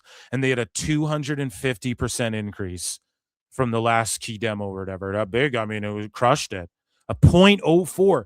The problem is that Dave just uses AEW as the base standard as if that's the highest rating and as if that's like a standard for TV thing when he talks about it. When in the landscape of TV, a 0.04 is garb. The Collision gain, which was really weird. I mean, it was a gain because of something which I presume to be Ciampa and Mark Briscoe, because that's the only thing I can think of. Wrestling is still getting hit by this thing because, like, even Dynamite, Dynamite forever and ever. Even Dynamite, this show that's been dying year over year, even that one is taking a hit. Fuck, man. On Wednesday nights, it was usually number 3, sometimes number 2. In the ratings, if it went, during NBA season, it almost never beat the NBA. And it never beat the NBA, David. Oh my god! Oh my god! Idiot. Oh god! There was a time when it could beat the NBA from time to time, but in the last year or two, it never really beats the NBA. Never really does it. So it doesn't do. Oh my God. It makes me sick. Think about the people who listen to this and then take what he's saying as true. Fox News, sometimes yes, sometimes no, but usually second or third. And then he says Fox News. It's not just like, hey, welcome to Fox News. It's like 4 different TV programs. And then he just goes Fox News, it's all news. It was 13th. He's such a con artist. Wednesday. So it's not like, again, it hasn't helped its standing at all because the 18th. He's sitting here talking about how it's number 1 and shit, and then goes, oh, it's 13th. 39 number hasn't really helped. So it's like more viewers. It looks better on paper. When you look at it, you go like, they're doing better. But as far as like the value of the actual value to the station, it's up, but not by much. The value of AEW is up to a station that might not exist in like a year and a fucking half. Oh my God, it's the greatest thing I've ever seen. May or may not exist. Dave is such a dipshit. So speaking of being a dipshit, we got Billy Gunn's response to Dave Meltzer. So again, Dave Meltzer, we covered this already, but he completely trashed Billy Gunn and was like, he's not even a top 200 wrestler, Bryan. And was like, Kyle Fletcher, he never sold out in the Tokyo Dome. And Dave's so dumb and out of touch. So all of this spurging we've seen tonight, he's so dumb and out of touch. He doesn't realize that. No, dude, Billy Gunn. So are we talking like WWE and AEW rosters? Like Billy Gunn's top 200 right now? He had Cuervo with him the whole time too. Still, he's top 2. Like, what are you talking about, man? Pro wrestling's not what you think it is, Dave. And so Dave Meltzer responds to the outrage from everybody, right? And he goes, I was probably being too nice, except there are thousands of pro wrestlers. This sort of pet peeve of mine. People think the only wrestling is in the U.S. and the only good wrestlers are in the U.S. No, Dave, that's not true. It's just who's got the most eyeballs, because that's what the best is in wrestling, because it's entertainment. Okay? So now if you're a sport, sometimes the fucking teams with the lowest viewership on their fucking network hockey games all season make it to the finals. I don't know. Some people think that NFL's rigged as fuck, though. And some of these other sports, and it may be. I don't fucking know. That's a conspiracy. But WWE, we all know it's rigged 100%. And toes the line of entertainment, buddy. And in entertainment, if you're drawing the most, you're the best. Okay? I don't care if you sing in church choir, and I don't care how shitty fucking Taylor Swift actually sings or Katy Perry is. They're selling the most. They're the top music professional recording artists in the world. It's just that simple. Okay? It's really that simple. You can be a professional recording artist and you could be the best technical singer, hit all the notes. The best professional recording artists, their objective are the people at the top. And I don't care how fucking manufactured it is or whatever. Okay, they're the best ones. Is everyone playing their shit? Then that's the best shit right now. People will find the best shit, and everything's also a niche now. So to say that like a niche of Mexican wrestling trumps the whole world as far as what? This guy can do a backflip and Billy Gunn can't? That doesn't make you a better pro wrestler. Stupid. So anyways, Dave goes, if I say top 200, do you know how many great wrestlers are in Mexico? No, they don't. They don't, Dave. And that's why when you say some dumb shit like this, because guess what? All of the people in Mexico who know these great Mexican wrestlers also know Billy Gunn and DX. They also know Mr. Ass and DX. Okay? In Japan and the US, there's hundreds. Saying a guy's not top 200 is not an insult. Actually, it was probably too nice. If I say somebody is the 200th best wrestler, Dave, name 200 wrestlers, asshole. If I say somebody is the 200th best wrestler in the world, that's a compliment. People won't take it that way. And obviously some people didn't. And if you only watch WWE, you're like, oh my God, he's out of his mind with what he's talking about. There are so many great wrestlers in the world. If you actually listed them, you'd be surprised. Dave, yeah, it's just, I mean, what quantifies a good pro wrestler?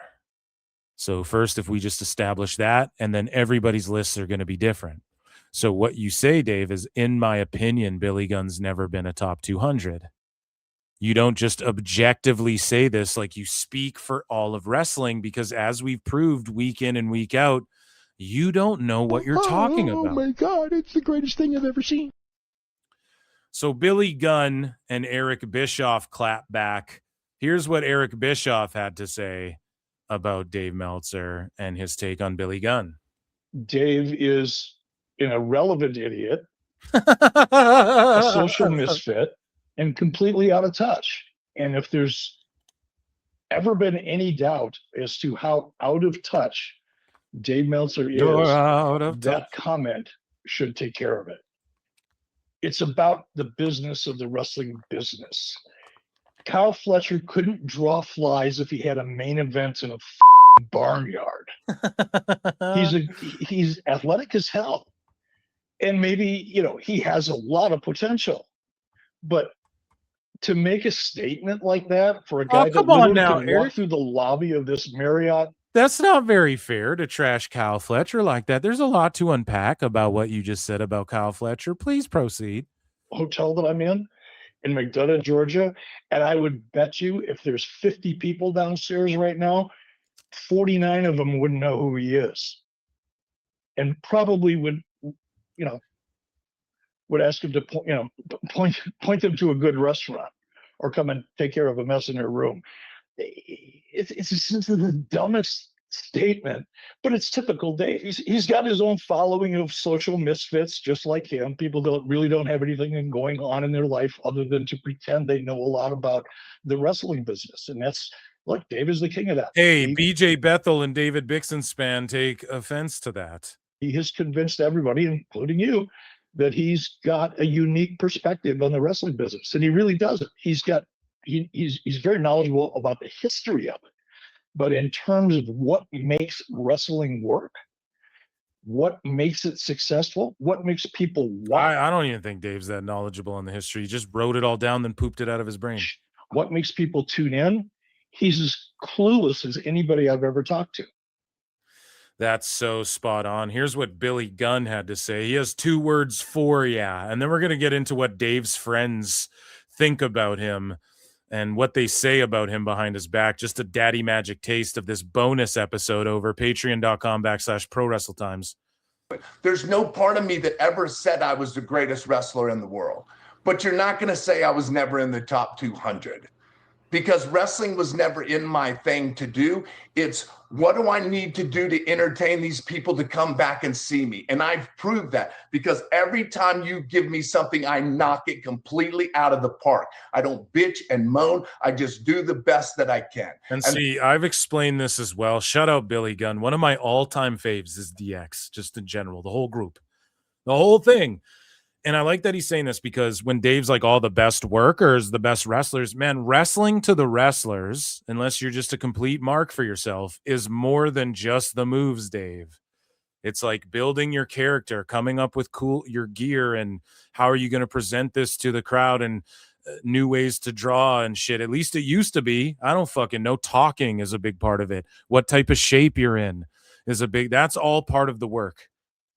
Okay. I can. And that's what I want people to know. I'm not doing this for fame or glory. That's not what I do. I do it because I get to work with my kids. I get to work with kids that I coach at the Performance Center. And even those kids said, this is going to be awesome working with you because I grew up watching you and now I'm going to be in the ring with you. Putting over the PC. He's got to come back. How much fun is that? Yeah, that's awesome. And I'm glad that Billy Gunn takes pride and joy in, again, what was his focus? Did Billy Gunn really make it about him? I mean, sort of, because the topic was him. So he had to talk about himself. But did he sit there and go, me, I, me?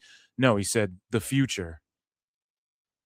I get to fucking, or at one point I got to, and the kids would say this to me, and he's looking at, I get to make the fans. He made it about the fans. I want to bring the fans back, and then the future of the business. I love that. We need more of that. Like, I know all this I money up front for fucking a bunch of money up front for indie guys, and you don't really do anything with them. I know that people who don't really get it fucking think that's the way to go about these things, but no. And I love that WWE, and I know that Billy Gunn's with AEW right now, but I love that WWE's invested so much in preparing the next generations. Like, all of these kids who don't make it in the Fed but get let out in the wild after they've gone through like Evolve, ID, PC training and all, they've gone through the ringer there. And even if it's not their time, then you can always come back. Look at Hobbs. He's 37. He's, you know what I mean? Or he's 40 or whatever the fuck. Like, you can always come back to WWE. The door's not ever, you never say never there, especially not with Triple H. He's mended so many fences while Vince was still there, let alone what I'm sure he's willing to mend now. But the people that they release, the young folks they release out into the wild as well after spending time there, it's only going to make pro wrestling better. And you're seeing it. People are taking Pinky Montoya and shit. People are taking what they learned and they're running out on the indies and doing gimmicks, trying to tell stories and tell their stories on social media and do cool editing and vignettes and all this stuff. So you got to love that. Here's what Dave doesn't understand any of that. Here's what his friends think about him and say about him behind his back. And we've gone over some of these in the past. So this is in response to Dave going, a fucking agenda to tell the truth. Meanwhile, we've covered clips where Dave's own friends have gone on The Observer. And I don't know if it's like with Bryan or what show it is, but it's on like F4W. And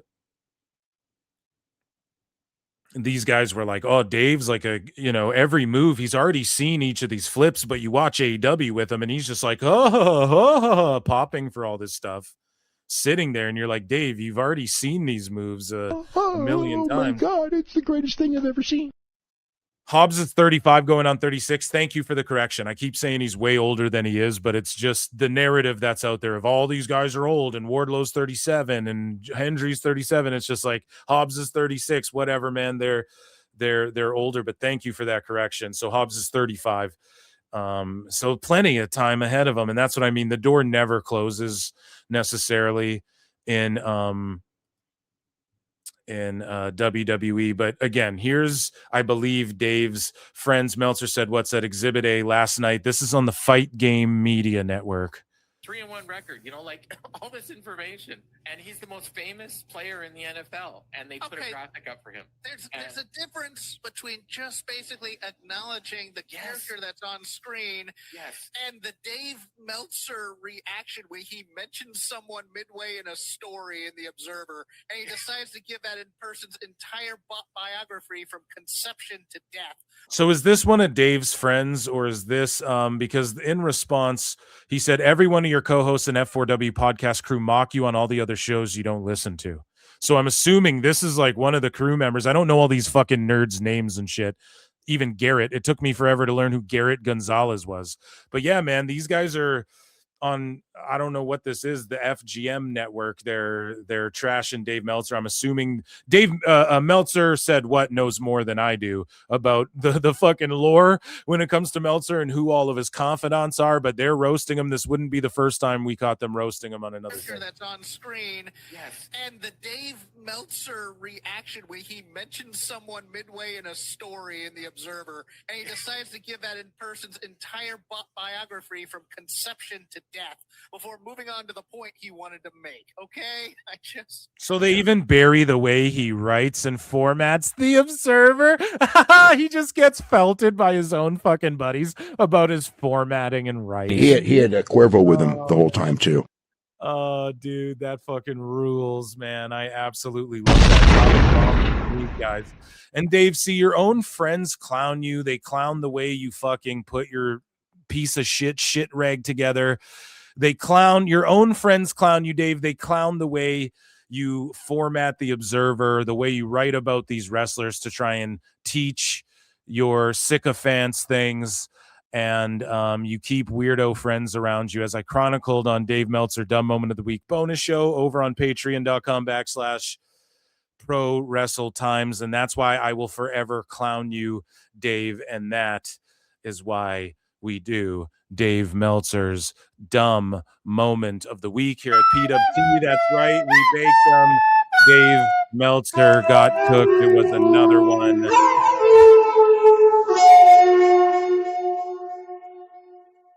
Thank you all for being here, PWT Universe. Hit like on your way out, or if you're watching on the replay, I have been your host, Phil S. Marks. And this was Dave Meltzer. Dumb moment of the week. Be good to each other. See you next time.